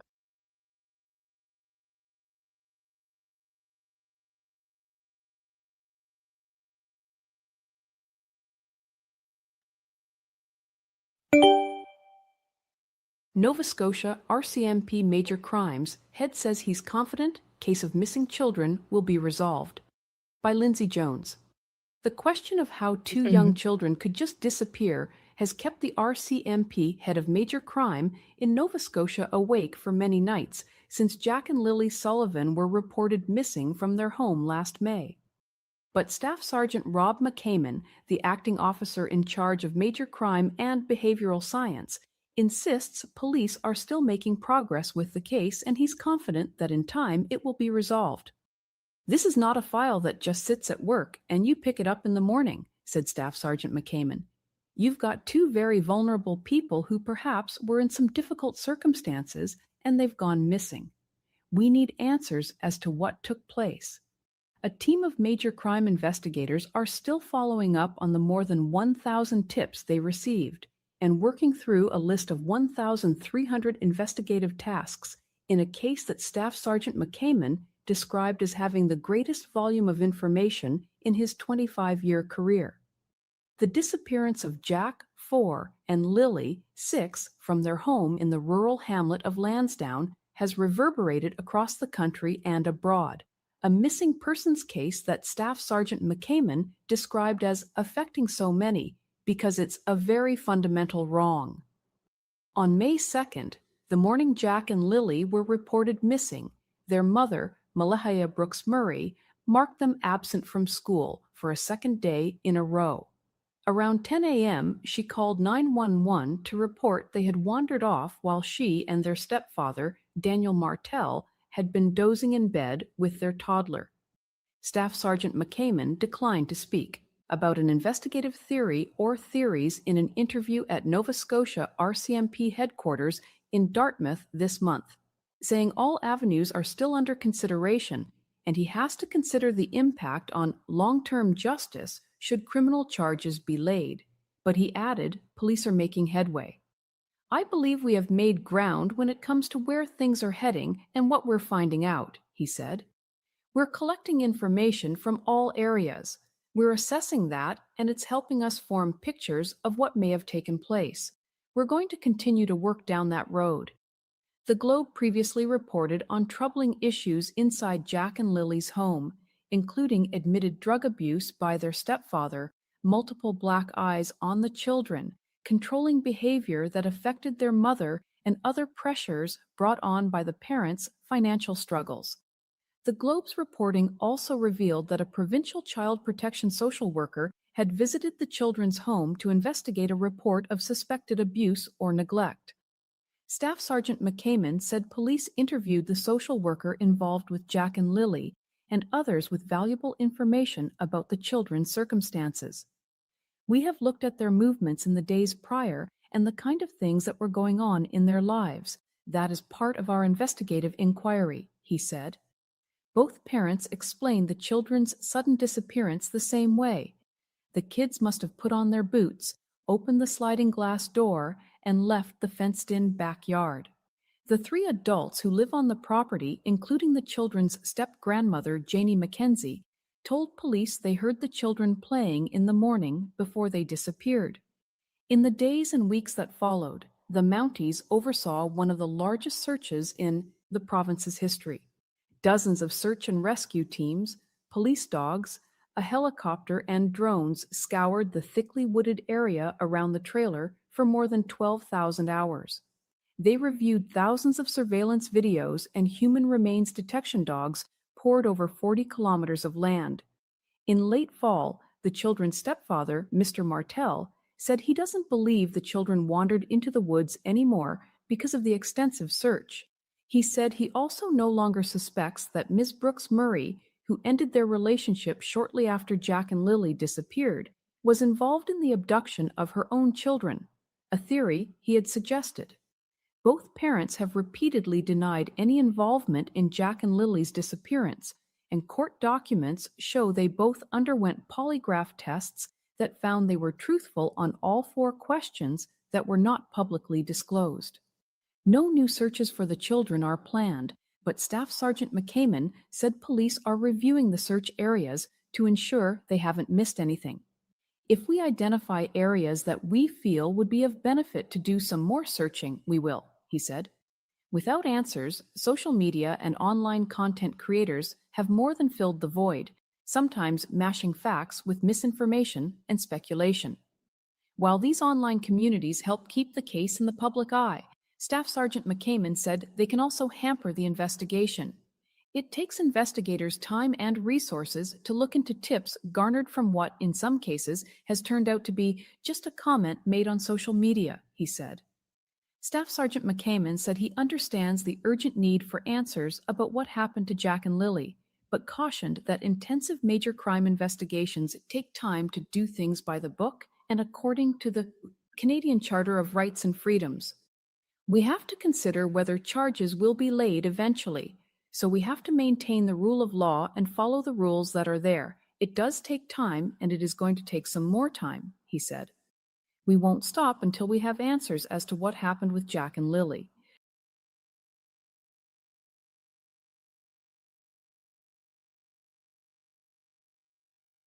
Yeah.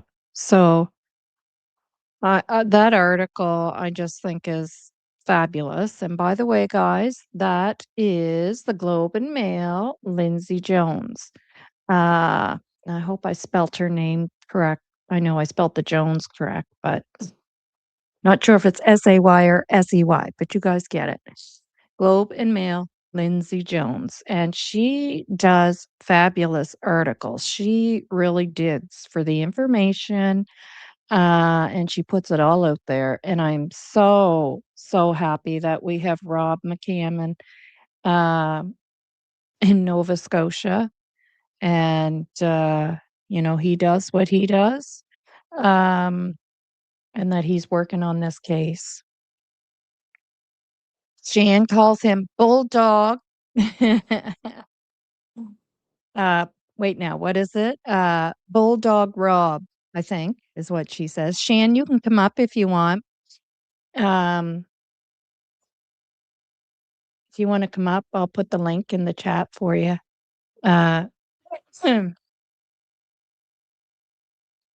Yeah. Due to Meadow, I don't think either parent will ever talk if any foul play in order to keep Meadow. Well, it definitely could be a roadblock for sure.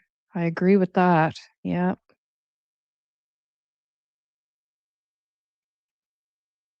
Please make sure all tips are based on firsthand knowledge and not chat comments. Yes, yes. And anything I ever put out there that I am going to be speaking with someone regarding this case probably next week. And if there's any information that I do believe she wants me to share, she's been writing me for a while, but I haven't shared anything. I'm very iffy on what I share, uh, because I never want to put anything out there that shouldn't be put out there. And it's important for me to confirm the information, and what better way to have a face-to-face with someone. And she's been reaching out for a while, and she's been giving me information for a while that I've kept to myself, and she has asked to be anonymous, which I understand because she is, she knows the families. And so, give me 10 minutes, finishing dinner. Yep, sure thing, girly poo. So, she is gonna meet with me, and I will certainly share what she is okay with me sharing with keeping her anonymous, for her safety, for obvious reasons. So that I believe I'm gonna be meeting with her Monday. She said Sunday, Monday's good, so I, said Monday's good for me because I actually have company coming tomorrow. Um, and, we'll see what takes place there. Yeah. And let's go back to the comment there that, Norbeaster. Oh, I thought I saved it, crapola, but I remember it. Excuse me. Norbeaster had stated about something that had red bodily fluids on it, undies. And yes, I did hear that. I did hear that at the very beginning of this case. Now, if it's true, I don't know. And again, it's one of those things that you don't want to put out there as fact. And I do know it's been reported to RCMP, so please, please, please don't hundreds of you go report this. It's been reported. But my understanding is allegedly, allegedly, that it was a searcher who found these items, and that it was that plus a purple piece of material that could be possibly a headband or something. And yes, and then it was pretty hushed after that, because for good reason, I would say. I don't say anything disappears or went missing. I don't think that's the case. We know there's certain things that obviously when RCMP or any law enforcement is working on a case that they can't put out there to us. And I understand that. I think we all understand that. Um, Now, I think this article is quite telling myself. So I'm going to bring those key points up that I had highlighted. We had went over them on Shan's channel. But again, for anybody that did not see that, because I know not everybody watches all the channels, I will bring them up and we'll take a look at them. Uh,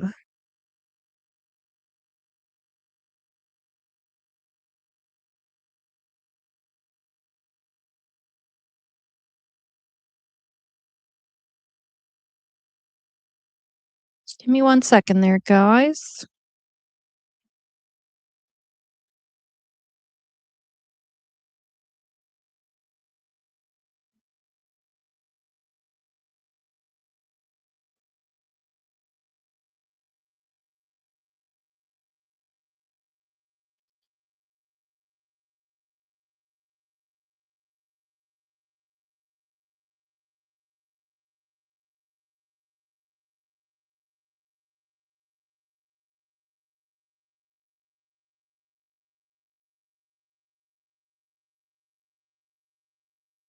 Yeah, Mad Dog McCammon, that's what Shan says.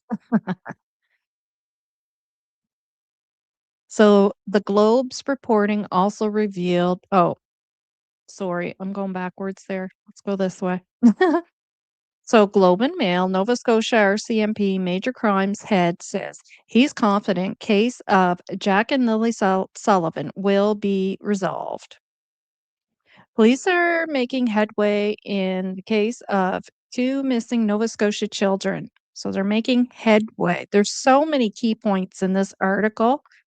Uh, I mean, of all the articles that we've read during this case, this tops them all. Very reassuring. That's the only word that keeps coming to my head is reassuring, reassurance. And that they're reassuring the public. Said RCMP Staff Sergeant Rob McCammon, acting officer in charge of major crime and behavioral science. This is, I'm just going to read the highlighted areas.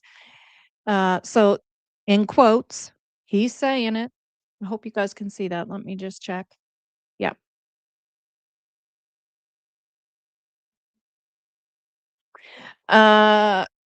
You've got 2 very vulnerable people who perhaps were in some difficult circumstances and they've gone missing. We need answers as to what took place. So they're not blind.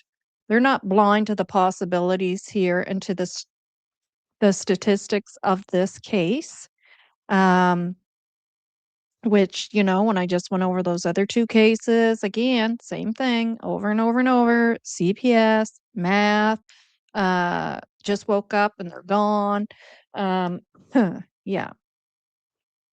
Many, many similarities over and over and over again. Yeah.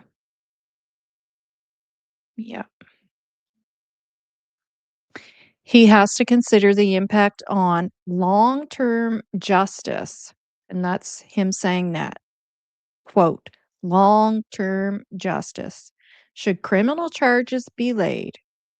But he added, "Police are making headway." And Ginger pointed that out there.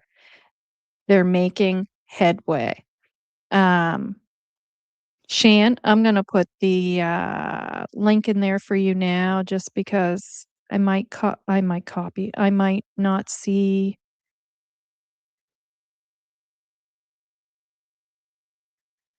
That you're there. Why didn't that copy?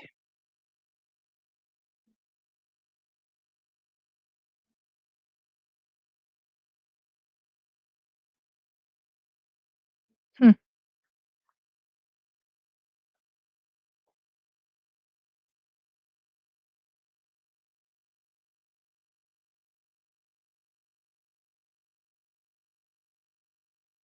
Um.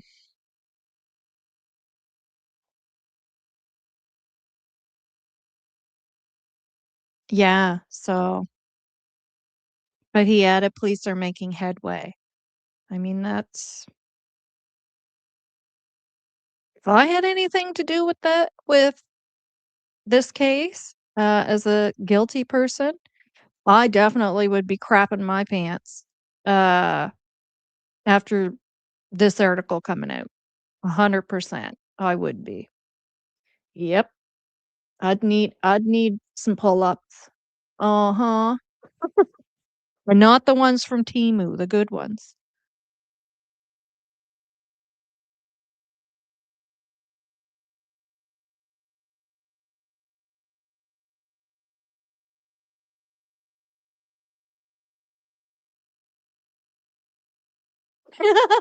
Exactly, Rena.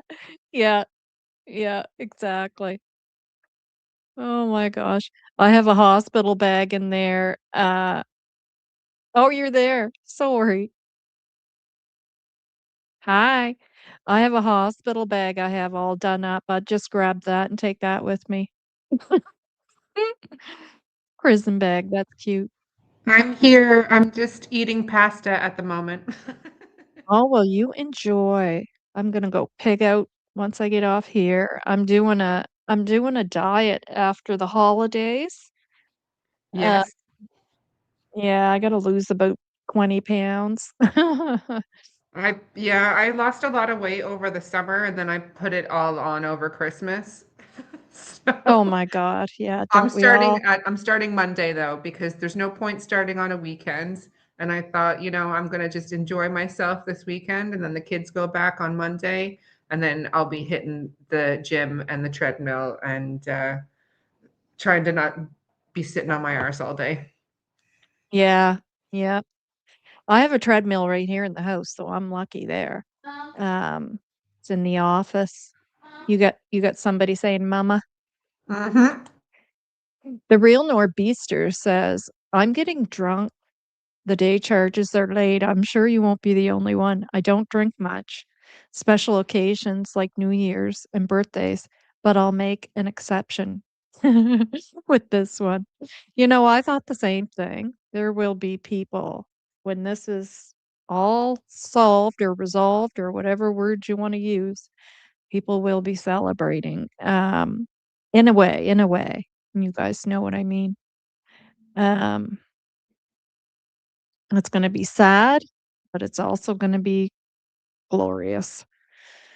Um, I believe we have made ground when it comes to where things are heading and what we're finding out, he said.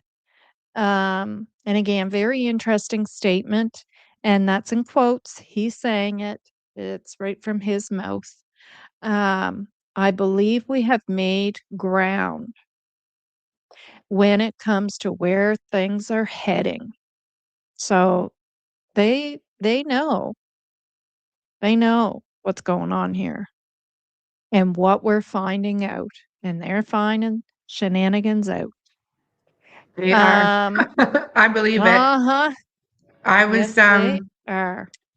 on my ridiculously long live yesterday.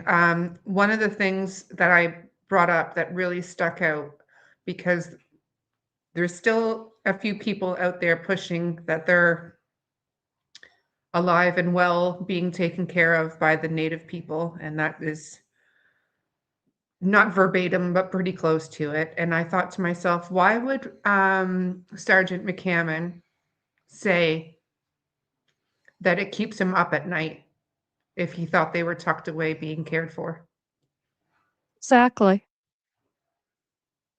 It Exactly. just, Or a it's, fundamental wrong, yeah, you know, yes, because yeah, that wouldn't be the right way to go about getting your children out of an abusive household, but it wouldn't be a fundamental wrong, absolutely you would know. not be considered a fundamental wrong. It would be, Mm, that would not be the language that they would use for children that are being cared for at the moment. right. That were whisked away from DV, child abuse, and placed in the good hands of being on a reserve, which, if that was the case, believe me, they would be. They would be very well cared for and Look how protected. well they're caring for Malaya. But that's, Look how well, yes, so I would suspect that the children would be cared for even better. yeah. So there's no way they'd be calling that a fundamental wrong. A fundamental wrong is something very is an extreme injustice, that's taken place. Yes. Lynn says, in my opinion, then why wait till spring to do more searches? I'm just asking, well, because the ground is almost frozen now. There is, how much snow do you have outside your place right now, Nova? Um, A and little bit, typically, a little bit. But it's yes. funny she would say that because that was the last thing I was gonna touch on. I was gonna Mhm. bring up what Nick had stated on, Charmaine's video, and maybe you didn't see that, Lynn. Um, Charmaine had Nick from Please Bring Me Home on. They're still doing searches. Yes. They're just not putting it out there when. Yes. For obvious And reasons because of what took place during the last searches. And RCMP would have, I don't believe that RCMP from the last time they left out there till now have not been back out there. They're just not going to put that out there. and they're Besides what we not going to know. be, yeah, and they're not going to give a heads up about it either. No, Um, no. and yeah, there's not only, yes, Please Bring Me Home members, but also the RCMP. And another thing is they need to know where to look, right? And in that article in particular, it says if you have any, I think it says something about if they get any more information on an area to look, they will look there. Yes, So definitely. Yeah. That's in they, this. Yeah. yes, so they're just not going to go out willy-nilly in the middle of winter down to Lansdowne Station and search areas that have been thoroughly searched already, in my opinion.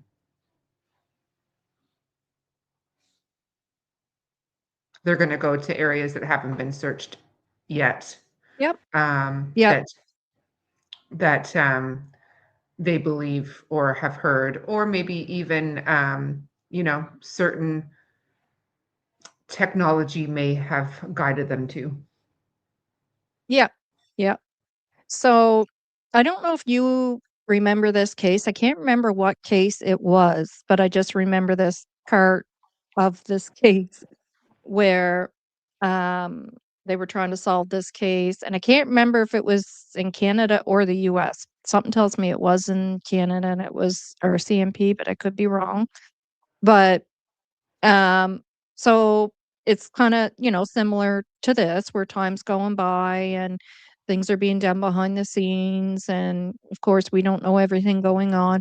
But after this case was solved and they were talking about it, the officer who was the handler of this cadaver dog, he was telling his part in this case, how he was out there all the time walking his dog. He just looked like somebody who was out walking his dog, and as we know, people go out there to walk and fish and, like, it's a bit of a nature place out there where people go to do those things. Yeah. Um, and so this guy was in this other story, true crime story, was, um, acting as though he was just somebody out leisurely walking his dog, or hunting. Like, right now, we got hunting season going on, so you don't know who's out there as a hunter with their dog. Um, and he was actually a police officer undercover with his cadaver dog, and they did end up solving the case due to that. I can't remember what case it was, but that I always remembered that part of it. I know that there was a So similar case like that with Tori Stafford in Ontario. It wasn't around the same time, but it was a number of years ago. But it was actually the one of the lead detectives on the case that found her on a hunch, like outside of working area, like working hours, had like spent basically, yeah, all of his spare time looking in places where he thought they could have brought her. And he was the one that ended up finding her. yeah, yes, So I remember that. so they don't rest. Like it does make me chuckle a little bit when people are saying, oh, you know, the RCMP are only there Monday to Friday, 9 to 5, and that sort of thing, right? And it's like, well, maybe that's the case for the Stellarton RCMP department or something like that. But major crimes never rests. So No, and there's the integrated, police force here as well. New mhm. Glasgow works with RCMP, they're Yeah. integrated. Mhm. The Amber Curran case, they were together on that. Yes. So you don't know who's doing what and from what police station. Yes. Thank you, Carrie Bailey, for subscribing. Shan, do you want to talk about your channel a little bit there and tell people where to go to subscribe? I can maybe, Rena, do you mind putting Shan's info in the chat? Uh, you go ahead and talk about your channel there, Shenanigans. Sure. Well, I am Shenanigans. You may remember I did a lot of collaboration with Daphne's Case Files, and with sort of the push from others, I decided to start my own channel. That way I could sort of say what I wanted and not have to worry about, other people, like someone else's channel being, doxxed anyway. I do have a tendency to be a little bit sarcastic at times. Um, but I got into this case in particular from day one, being here in Nova Scotia. It just felt wrong, I would say, within 24 hours. Like most people, I think when we first heard about it, I thought, oh, they're going to be found. They just wandered off. They've got all these searchers there. They're gonna turn up. And after the first night went, and they weren't found the next day with all of those searches, with the heat-seeking drones, with the scent dogs, and then finding out that Malaya had left. I think I knew at that point that something serious had happened, and that the children likely were not going to come back the way that we had hoped. Because as a mother, I couldn't imagine leaving an area, despite RCMP telling me even, we'll call you the second we hear something. I'm not sure there's anything that could have pried me away from leaving that area. I would have sent my child off with my mom, and I would have camped in my car. So that led me to Yeah. just start digging in and finding out anything I possibly could, and watching every channel I could, reading every document, listening and watching. And then by now I feel like I have a decent grasp on the ins and outs of the case, but obviously RCMP know a lot more than we do. Yep. But looking into this case, maybe look into other cases in Pictou County, other cases in Nova Scotia, and just a lot of commonalities between when children go missing. And I know Nova touched on them earlier. I was listening while I was cooking. Just with, the red flags and the common denominators involved with children that go missing, which was, yes, usually there's a step parent in the home. Usually there is CPS involvement, drug use, domestic violence, and followed by the end inconsistent statements by the members of the family. And this case just ticked all the boxes, unfortunately. Yeah. So yes, I started up Tea Time on True Crime with Shenanigans, and I mostly follow Lilly&Jack's disappearance, but I recently did one live on Zach Lefebvre, who their first that was the 5-year anniversary on the 1st of January of his disappearance. And I also did a small video on Eli Wood, who's from Nova Scotia, but disappeared in Kitchener. And Nova and I have worked together on, we did one on Kenley Matheson, and I think you were saying we're going to be doing another one together later on in the week with more I think information. Wednesday, he said anytime. So I did write back and say, is Wednesday good at 1 p.m.? So just Mhm. waiting to hear back from him to make sure. You never know. Somebody might have a doctor's appointment or something. He did respond. He did respond. Oh, okay. Good. It has to Did be he after say 6. 6 p.m.? Yeah, because he just said after 6 p.m. any of those days. Oh, so how's that for you? That's fine by me. Yeah, better for me Would actually. After 6 p.m. Oh, I can get dinner out of the way. And Wednesday will be fine. I'll make it work.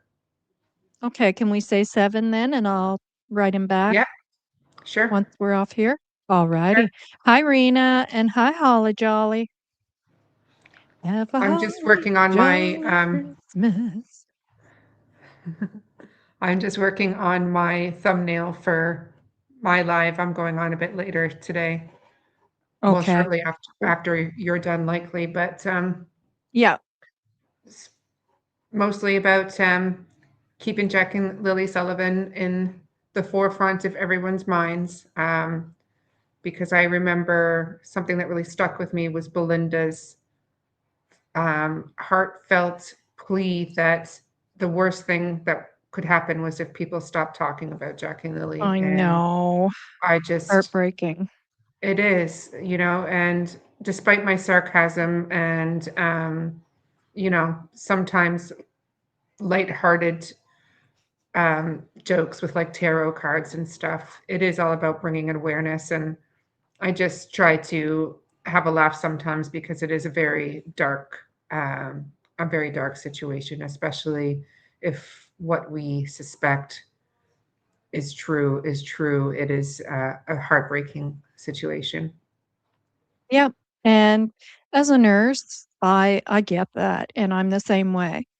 You know, when you work in healthcare, for well, I guess no matter how long, you have to learn to adapt that way somewhat, because yeah, we know what this stuff can do to anyone, right?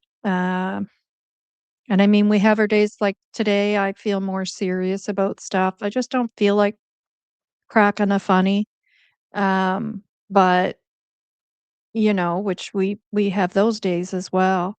But there are certainly days that you just have to keep the mood light, as you said. Yeah. Yeah.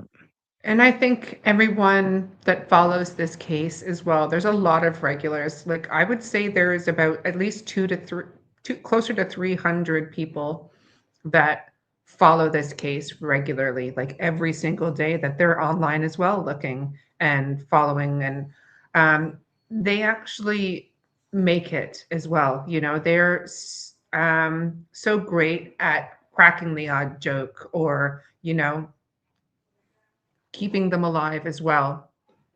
Right. And it's actually become kind of like a second family for a lot of us. I think that we all communicate a lot together, bounce ideas off each other. You know, what about this? What about this? What do you think about this? And have you seen this?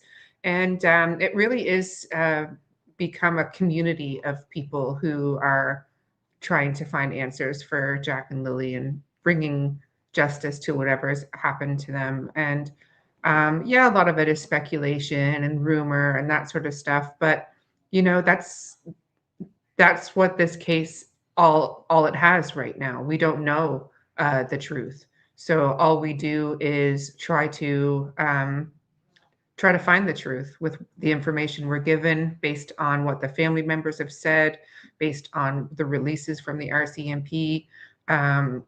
So we're just trying to put together a puzzle, so to speak. And yeah, it is tough. And yeah, not every day feels like you want to have a laugh and a giggle about it, because like yesterday when I started my live before Sunny came on, I was in a mood. I was in a dark, serious Yeah. place because, you know, people just don't realize the implications of what I think Malaya was on the receiving end of in that trailer. Yeah, and I agree. I agree with you.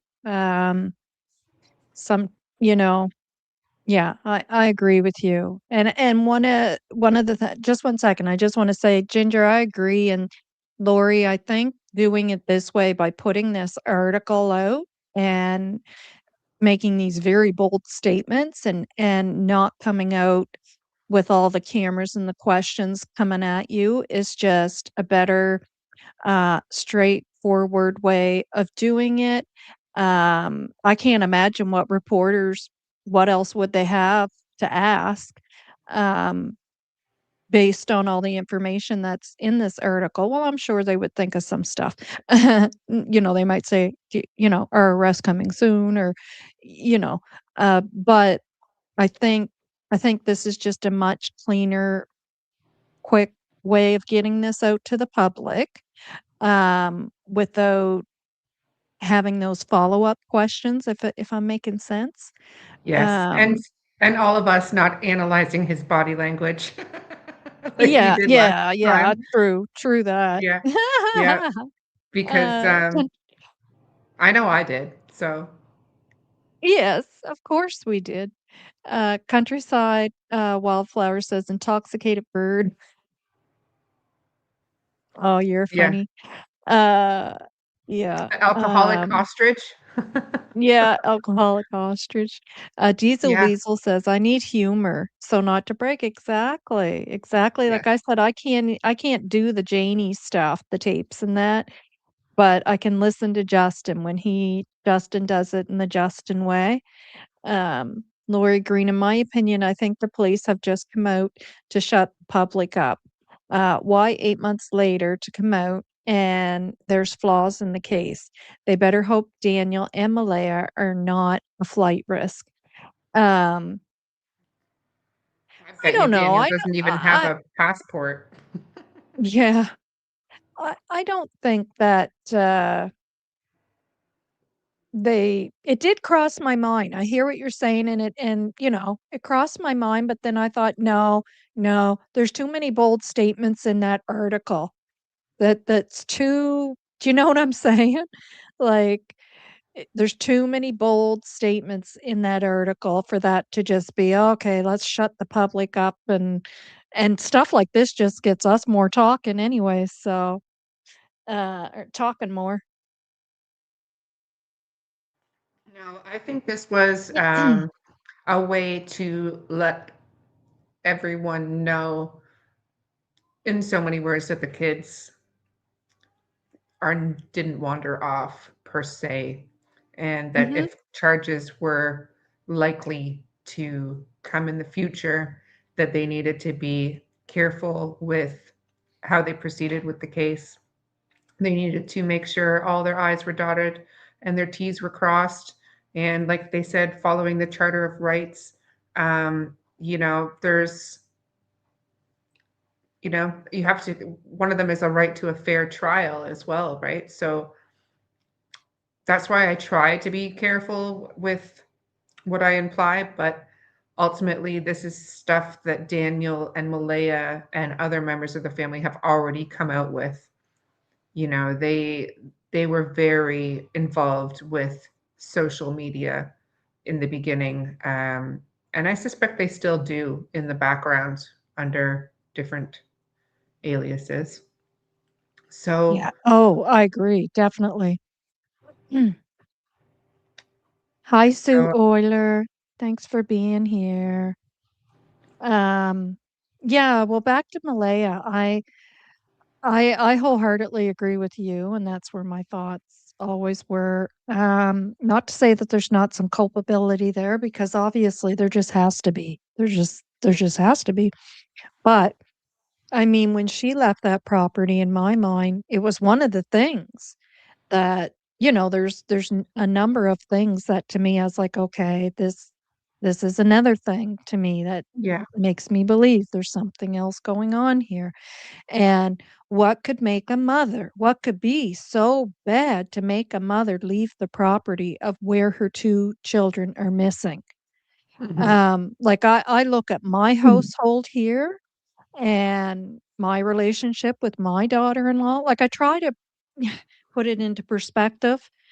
Okay, so and if something happened to my grandson, um, you know, is my daughter-in-law gonna feel the need to leave this household?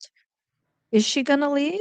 No. Well, the mere No, fact 'cause that we you first of sit down and talk to her Sorry, is go ahead. probably sorry, I was gonna say, I'm sure that you sit down and talk to her, like you just had them over for New Year's Eve. I found it absolutely shocking that Janie said she couldn't even sit down and have a conversation with Malaya, and she didn't Yeah, care for her, basically. She right. didn't like her from the day she met her. Yeah, So that pretty much said everything to me, yeah. really. How nice, And eh? and that kind of feeling is palpable. You can feel that. You Yep, can feel when someone doesn't like you and doesn't want you yep, around. It's not, I'm not like, not to sound weird, but you can feel the energy in a room, you can read it if you're not wanted. yeah, And definitely, I'm definitely. And I'm sure she Yeah, was told regularly that, that's her trailer and that's her home and that how her and her children have taken it over, and yeah, she never gets any peace and quiet anymore. And I can just visualize what that would have been like for her and the children, really. yeah, yeah.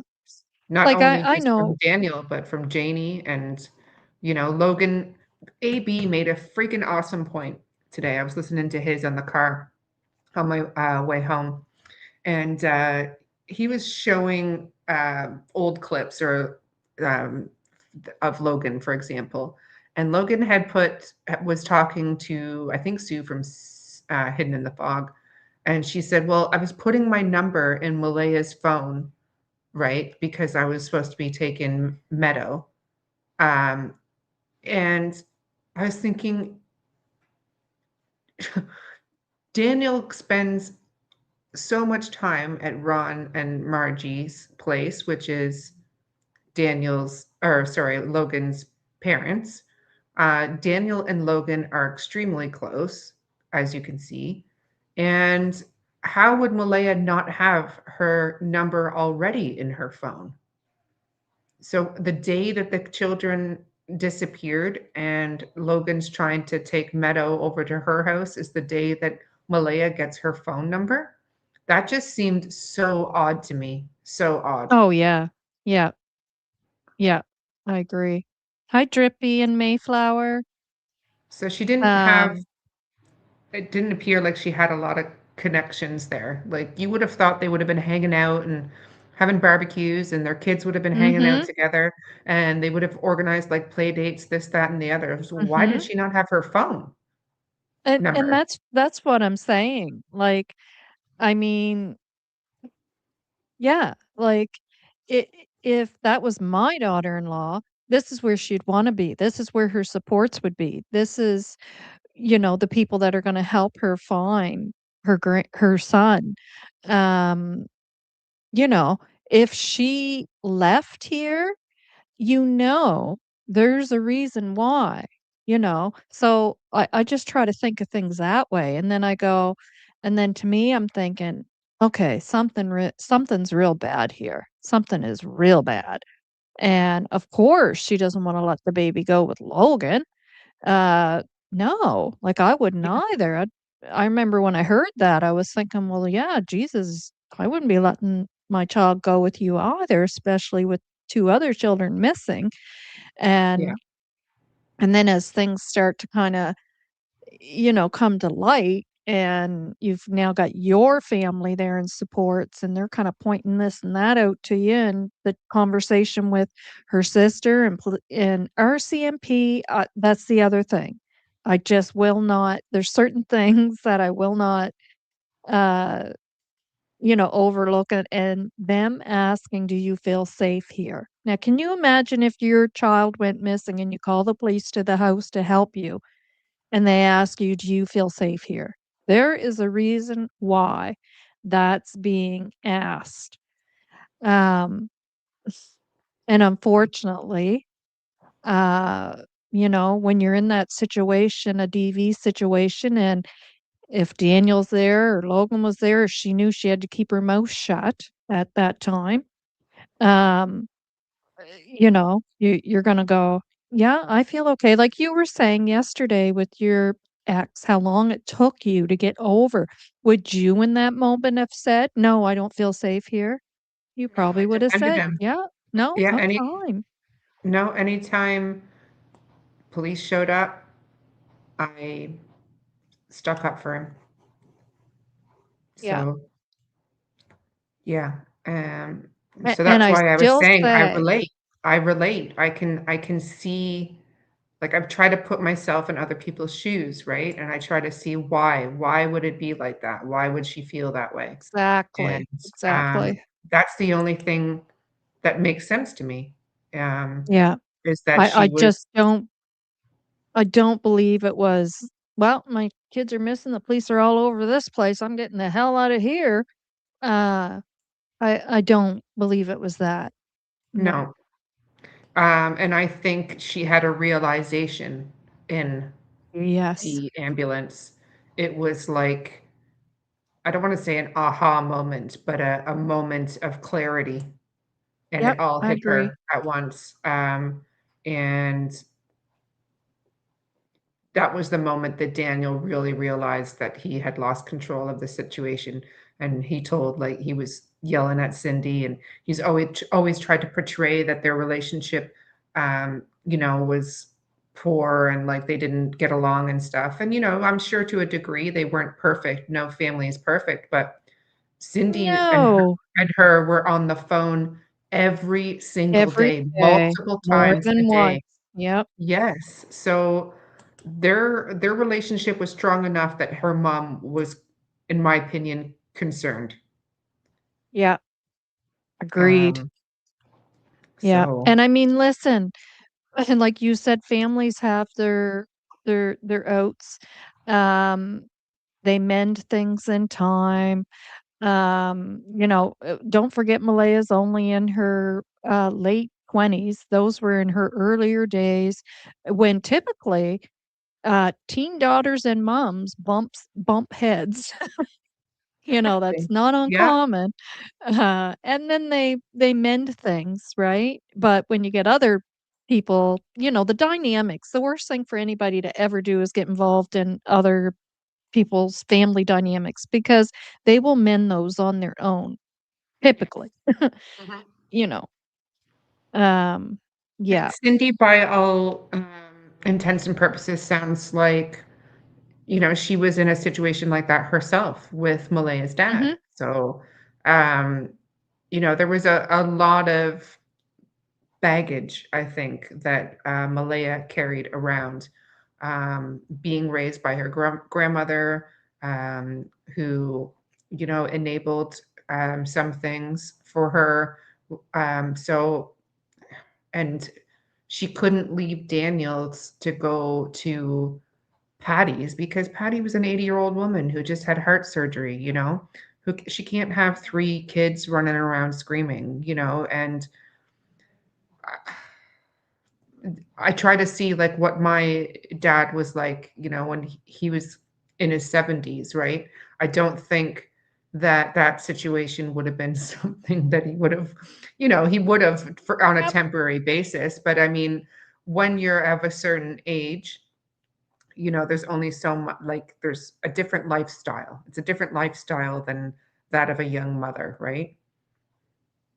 And Exactly. Cindy, it appears, had some pretty, rightfully so, rules. And when you think you know everything and you're a grown woman, you don't want to live by someone else's uh, rules per se. And she was looking for an escape from what she was facing. So I mean, when I was younger, and I'm sure when you were younger too, I'm sure when anyone in this chat was younger, you didn't handle things in the best way. You made bad choices, bad decisions, and I just think, Absolutely, and naive. You're very yeah, naive. Like, thinking back yeah, to me in my 20s, oh my god. definitely. So I feel like I naive. didn't smarten up till I hit 40, really. Yeah, yeah. Like not Honest smart to enough, God, but the I stuff used to realized, yeah, you Yeah, just, go I don't know, ahead. life experience. You get more life experience as you get older, and when you're 26, to 29, you still don't know everything, right? Exactly. I'm gonna sneeze again, just 1 second. My That's goodness. all right. I keep muting to take a bite of my spaghetti. Yeah. So I just think I'm just I sorry, you go find it ahead. that's all right. I just find it hard. Like I know that she is culpable in ways, but I really I struggle with the amount of finger pointing that goes her way. Um, so that's all. I Yeah, mean, I do too. Daniel has his issues too. I mean, clearly you see how he was raised as well. It seemed almost like a recipe for disaster. Oh, yeah. Yeah, and I do think that about him as well. I do. I think, because part of there's many reasons why I do what I'm doing with my channel, and one of them is the why. Why and how do people end up doing these things? And a part of it is your upbringing and uh, what people have experienced in their early childhood. And I do think that about Daniel as well. But it's no excuse. But just saying, like, I understand that people become pretty messed up in the head for certain reasons. I know there are those who are born that way, but I think more of it is due to the other. I'm just gonna finish reading these, highlighted points here, Sure. just for those who, uh, didn't, hear this article yet. Yeah. So, Staff Sergeant McCammon said, "Police interviewed the social worker involved with Jack and Lily and others with valuable information about the children's circumstances." And that's what I'm saying. There's the points, bold information put out in this article, you know. Um, yeah, we have looked at their movements in the days prior and the kind of things that were going on in their lives. So just put that together. Staff Sergeant McCammon said, Police interviewed the social worker involved with Jack and Lily and others with valuable information about the children's circumstances. And in quotes, we have looked at their movements in the days prior and the kind of things that were going on in their lives. So it certainly doesn't sound like he's talking about anything jolly there. Um, it takes investigators time and resources to look into tips garnered from what, in some cases, has turned out to be just a comment made on social media. Oh, that's when they were talking about social media. And I had said earlier again that as creators, we got to make sure to say this is already tipped in. I'm going to share this information with you, but please do not tip this in. It's been done. We have to consider whether charges will be laid eventually. It does take time, and it is going to take some more time, he said. Yeah, we won't stop until we have answers as to what happened with Jack and Lily. The Globe previously reported, and I put this in here because this is, of course, very important. The Globe had previously reported on troubling issues inside Jack and Lily's home, including admitted drug abuse by their stepfather, multiple black eyes on the children, controlling behavior that affected their mother, and other pressures brought on by the parents' financial struggles. The Globe's reporting also revealed that a provincial child protection social worker had visited the children's home to investigate a report of suspected abuse or neglect. Not anything to do with the children having learning concerns, disabilities, autism, any of that. And if you guys missed my live there, I did a couple of lives ago about, would it make sense to you, even if that was so? Let's consider the fact that that is all true, that the school thought the kids may have autism.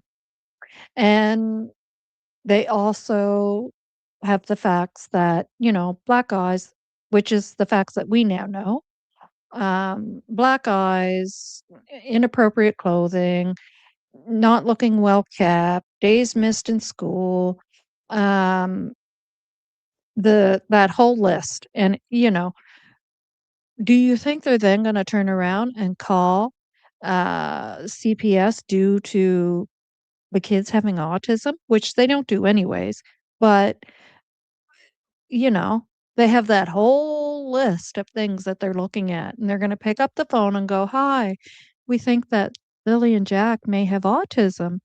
No, that's gonna be not, at the top of their list of priorities to call CPS with all that on the table. Just to put that in perspective. I All right, agree. so I just wanted to, yeah, finish reading that up for you guys, and, I will leave that one up to really get the point out there. Not due to autism, report of suspected abuse or neglect. I'm gonna say both. Um, and, as I said, I was just gonna end with about Nick on Charmaine's. So a couple of things he had stated was that they were going to, in the spring when they go back. Now they're doing searches even throughout, the winter on days that they can. They've been there already. The cadaver dogs have been out there already, but they're just keeping that all hush hush. And,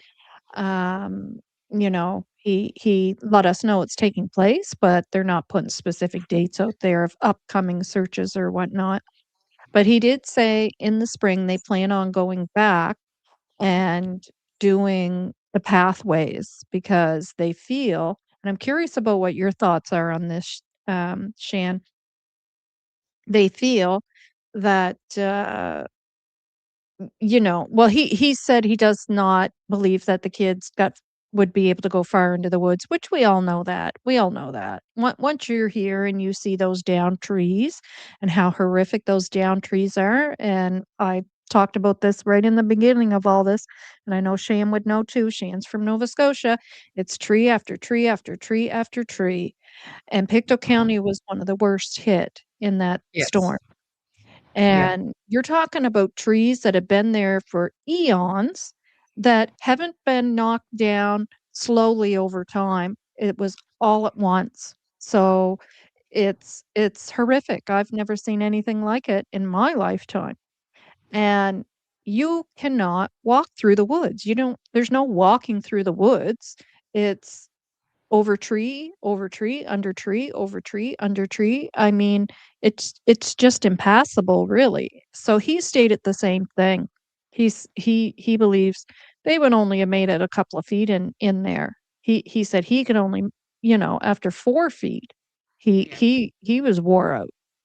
Yeah. Now, granted, kids can crawl over things and under things a little bit better than adults, but still. And this is uh somebody that's done many searches, right? Experienced at what he's talking about. So he said they're going to go back and go through the paths and check all those paths over again, um and closer to the beginning of outwards of those paths, leading into the woods, but not deep in them, because he doesn't feel that they're actually made it in there. Um, and we know Amy said that, well, they could be in there, but hiding under something.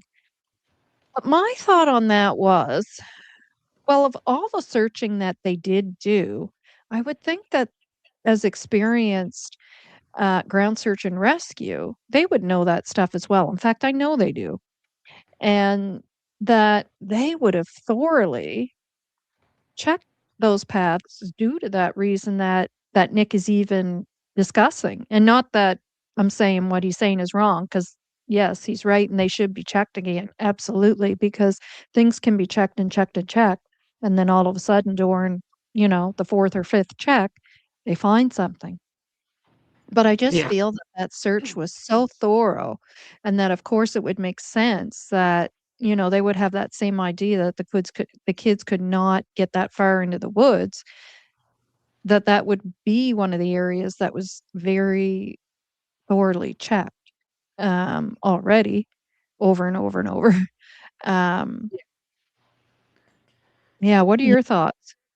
I always thought that if they had wandered off, that they wandered off earlier than we all think, and that they would never venture into the woods per se, that they would have stuck to a beaten path, and thus making it likely that they could have made it further than anyone thinks.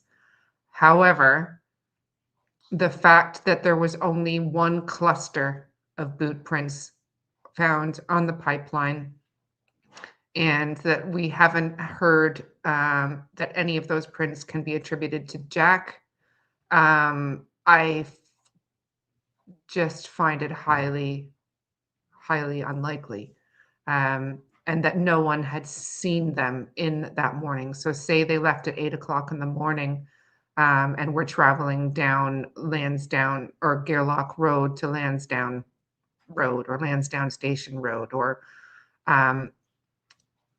somebody would have seen them walking at that time. That is Friday morning, during a time when people would have been traveling to work. And I just find it so unlikely that they did. But if they did, I would suggest, yes, definitely look further down the pipeline. Go at least 8 kilometers straight down that pipeline and veer off to every path that veers off of that pipeline. And I would do the same in both directions from Lansdowne Station, and the same going up to up Lansdowne Road. And I feel that if they went, they may have gone towards like the bridge or something. Maybe that's where the star sticker came from. And if they went that way, again, I feel they would stick to a beaten path. I cannot see Jack, being as small as he was, making it very far in the woods at all, even with Lily's assistance. I've spoken to people that have worked on the pipeline, and they themselves said there is just no way. There's no way that a kid is going to make it through that far. And even the pathway that was given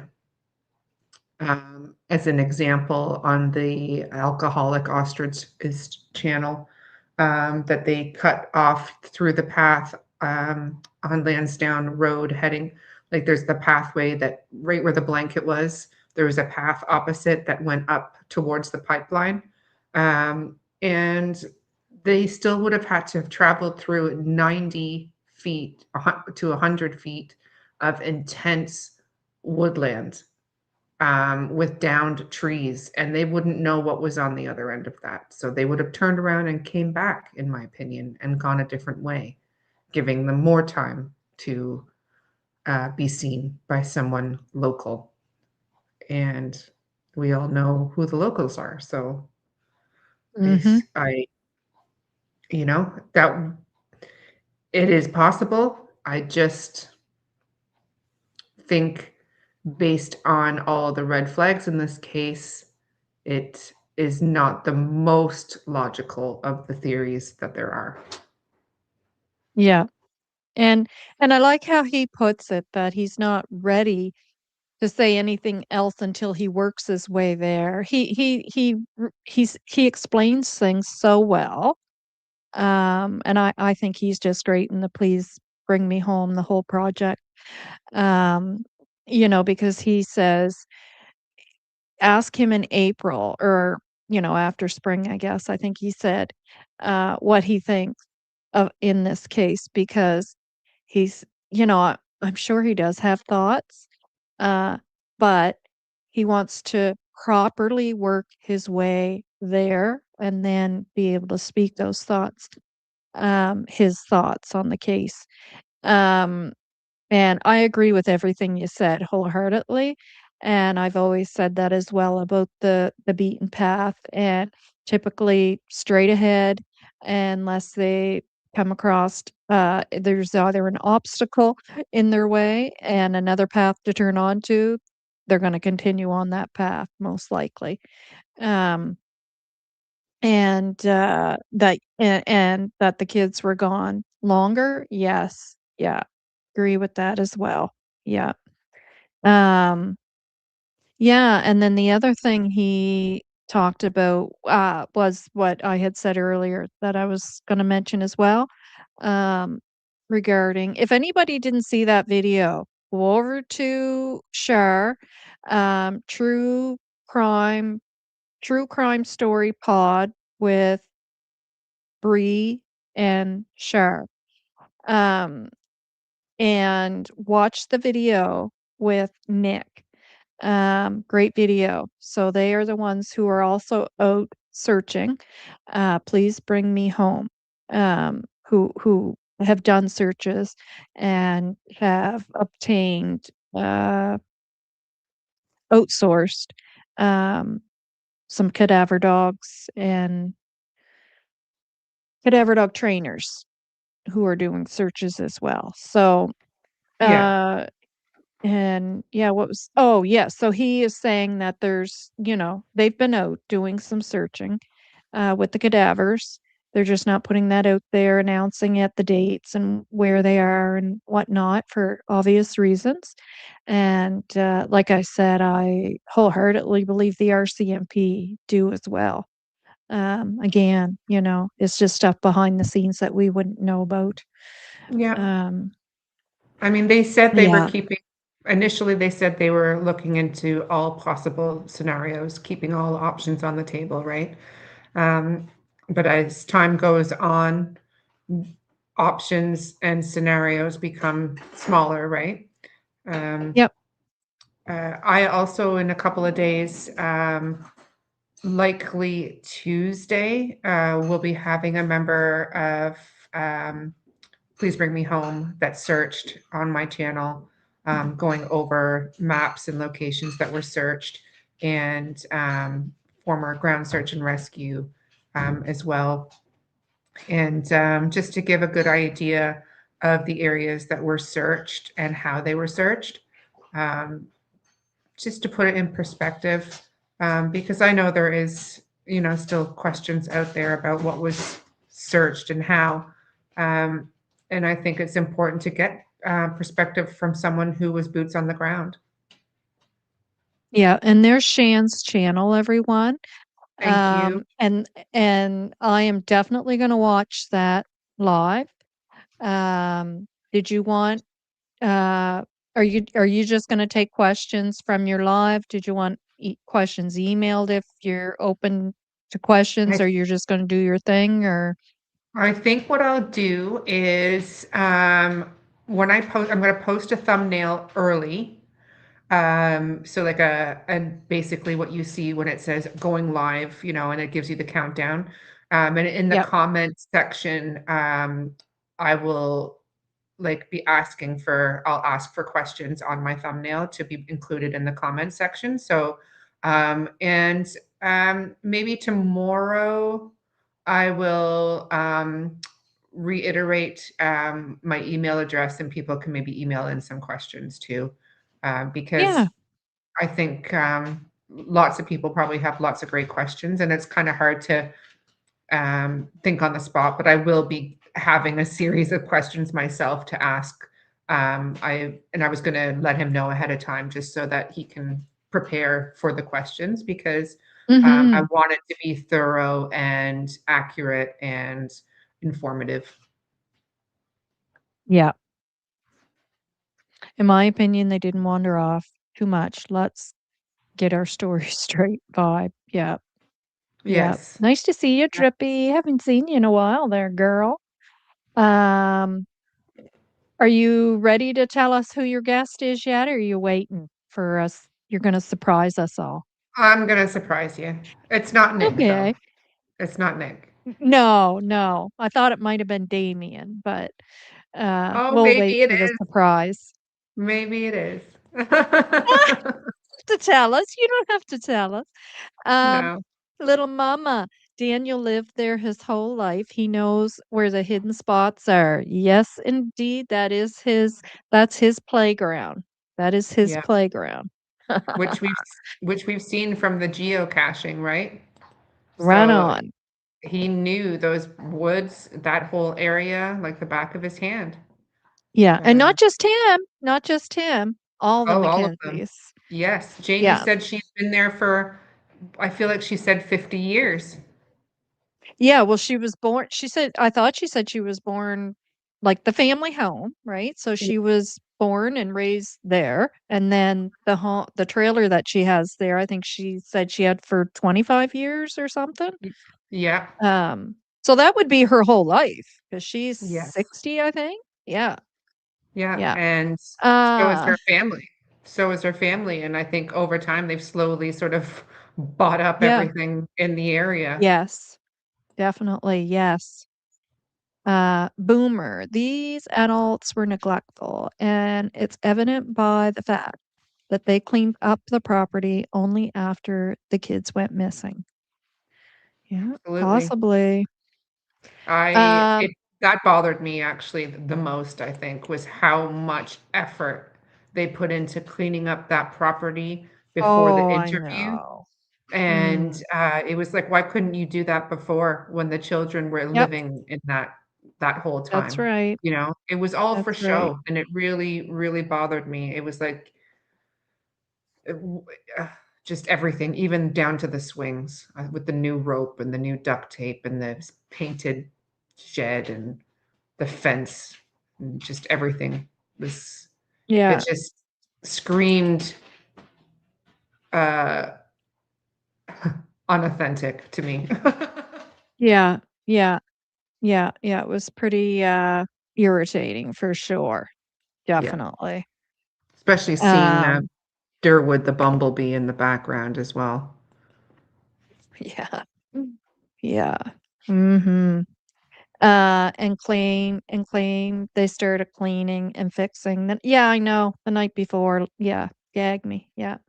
Yeah, and that new fence was all done and blah, blah, blah, yeah, right. Which he had claimed was S done as well on the May Right. 2nd on the alcoholic ostrich. He had said that the Yeah. fence was done. They must have gone through the gate. There was no gate. Right. I know. Yeah. There was no gate. Yeah. Yeah, and how embarrassing to not have that information of the person that's sitting there giving you BS and not be going, "Oh, oh, I thought the fence wasn't done until after the children went missing," and just from the, information I saw on all those news clips there. Yes. Yes, it I'm gonna say it wasn't his finest moment, and he said apparently that he wasn't gonna cover the Jack and Lily Sullivan disappearance anymore, but I guess he's doing one tonight, and I'll have Yeah. to rely on my members to tell me all about it because I boycotted him, unfortunately. Yeah, yeah, Ginger usually, if there's anything I need to know, thank gosh, because Yes. I just can't. And I hate to say that because No. I'm not a person to say anything about creators, but to hear how a creator speaks of others and the stuff coming out of a creator's mouth that is just so wrong and so wrong.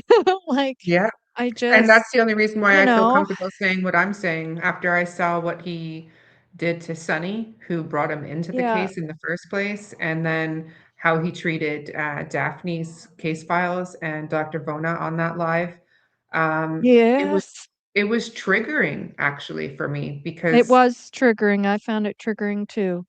yeah, I just Yeah. felt like the arrogance just oozing from him, and it was really difficult to watch.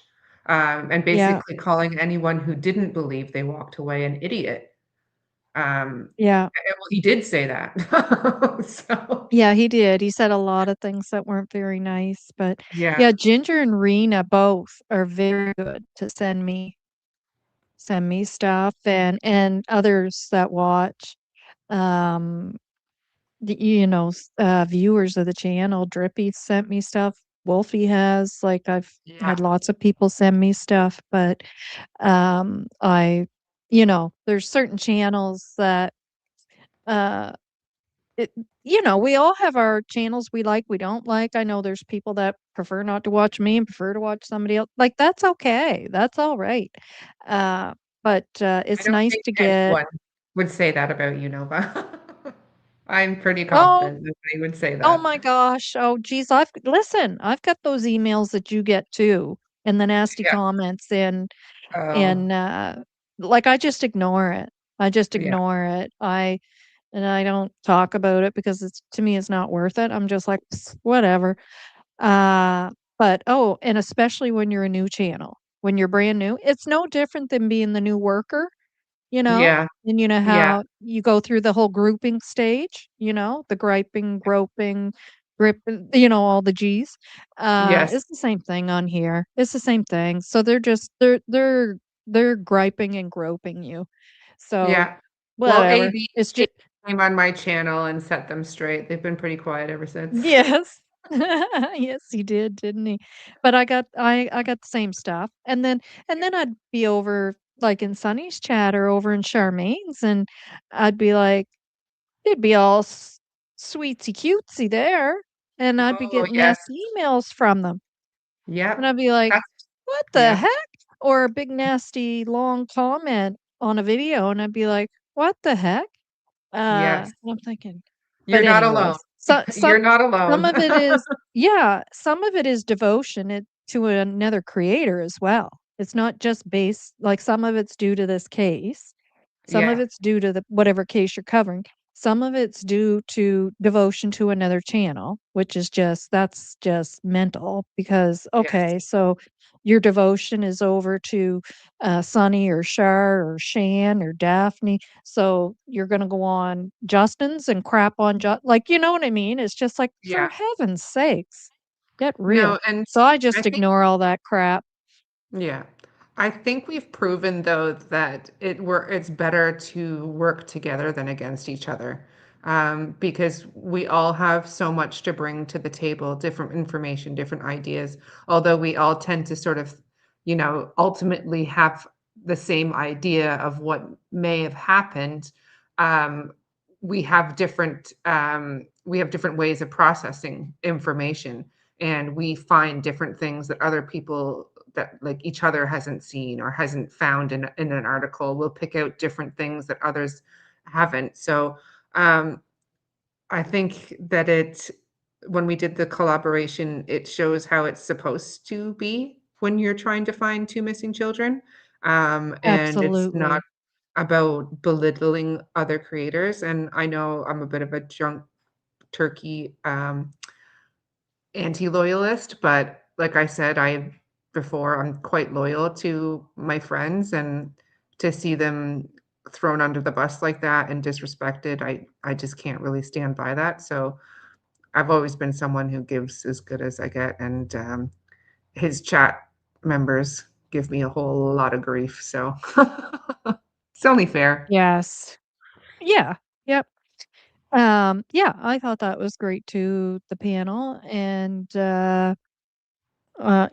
it's okay to think different. Like I look at some of the way you think, I think, and Charmaine thinking, and I can see lots of similarities between the three of us. And then I look at Sunny, Daphne, Justin, I see lots of similarities there, right? And I mean, you're all my favorite creators, you know? Um, so like Well, you, me, you're and my favorite Shar, creators our too. thoughts on what's that? I said you're all my favorite creators too. Exactly, exactly. Like I think your thoughts, my thoughts, Shar's thoughts when it comes to Malaya. Then I think of, Justin, Daphne, and Sunny with Malaya. Like different thoughts, right? Yeah. But that's okay. That's Yeah. okay. Yes, and that's why I like bouncing things off of people that have different ideas about things, because I'm not 100% right. I might not even be 10% right, because we just don't know. But Exactly. At the end of the day, we do not know. yeah, yep, and Grippy, Dr. Vana was on with Daphne, and you could tell she was not feeling well. So she had to skip out early, but I believe they're going to be planning another one. yes, Yeah. Yeah, she does. Yeah, she's an intelligent woman for sure. Yeah.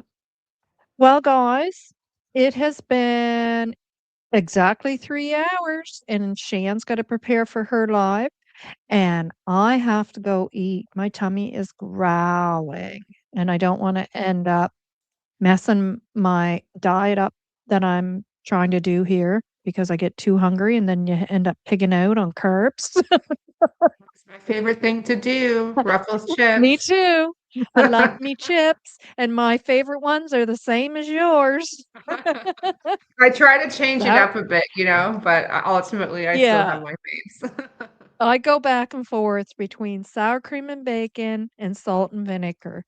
Yes. Yeah. Um, Yeah. Thanks for coming on. I will Yeah, catch your no live problem. later, of course, and I can't wait until you have your surprise searcher guest on that none Something of us tells know me it who it won't be is. much of a surprise, but I think I just don't want him to start getting messages Oh, and I emails and agree. stuff ahead of time, right? So I just don't want to put it out there too much. I agree. I agree. Yeah. Well, thank you And that's very much for coming on. Yes. I will I'll catch your live later for sure. And you and Sunny yesterday were great. I had to watch in 2 parts. I fell asleep for a couple hours and I woke up and you guys were still on. And I was like, "Oh my gosh, that's really weird. Did my tablet start going again?" Because Yeah. Sunny, I would expect, right? But you? And then oh my God, I laughed. I was like, "No, they're still on. Holy cow." Yeah, no, it was Funny. like every time we thought we were going to wrap it up, something else came up, and like I said, she's got a different view on some of the things than I do, and Mhm. I like not necessarily a debate, but I like enlightening myself with other people's opinions and ideas Ab because I absolutely. I don't want to be closed-minded and biased, and I know that I can be at times. So it's important not to be that Exactly. way. Exactly, and I've asked myself that question with Malay, "Am I being biased here?" And I did. I actually talked about that way long ago in a video. It was, I pretty much that was what my video was about being biased when looking at things, and I thought and thought and thought about it, and then I thought, "No, I don't think I am." But maybe when you're biased, that's the conclusion you come to. I don't know. Well, that's the thing, right? Like the more people that I speak to that think the same way, it does encourage me a little bit as to, my thought process that I'm not the only one that thinks that. Yeah. So, it is, and I think that predominantly it is women that feel that way as well, not just, Mhm. but predominantly because I think again, it comes down to like instinct and intuition for things because we were just born with it, right? Yep. And I was always told, in particular by um, some very intelligent people out there before, to always trust your gut, always trust your instinct, that you have it for a reason. So Absolutely. um, that's what I try to do. But again, your instinct and is formed by your own personal experiences. So I try not to cloud Yep. it too much. But Yep. It's your brain speaking to your gut. yes, yes. Indeed. Um, but yes, I'm going live in about 15, 20 minutes. So Alrighty.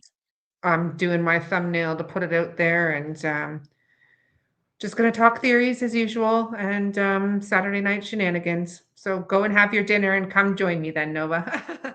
I sure will. All right. I probably won't chat because I find after I do my lives, just because of my condition and my left side wants to shut down on me. It gets exhausted so easy. No But problem. Just take it lots in. of time, yeah, lots of times I'll just pop in and go, "Hi, everyone," and blah blah blah, and then I'm pretty quiet after that because I can only sit and listen. But yeah, and there is Shan's, guys. So if you're not, I'm sure y'all are, but I if you're recognize not, all the names, I think. So yeah, yeah, like I said, exactly. there's It's a core group. Yeah, pretty there's a much the core same. group of us. So And remember, guys, Shan and I will be on Wednesday, as far as we know right now, 7 p.m. Next week with the private searcher who has been searching on the Kenley Matheson case. So join us next week together as well. Um, yeah. All right. I'll see you in 20 minutes. I'll be listening. That gives me time to make my supper. are you seeing Mrs. L's comment here? Mrs. L. Yeah, I think I'll have to go back. coming from drunk violent Indians like Shannon and AB Scott. Well, that's I nice, don't Mrs. L. I don't You've just see Mrs. L. So she's either got me blocked so she can get away with saying her comment, but she's been in here before and she's never said stuff like that.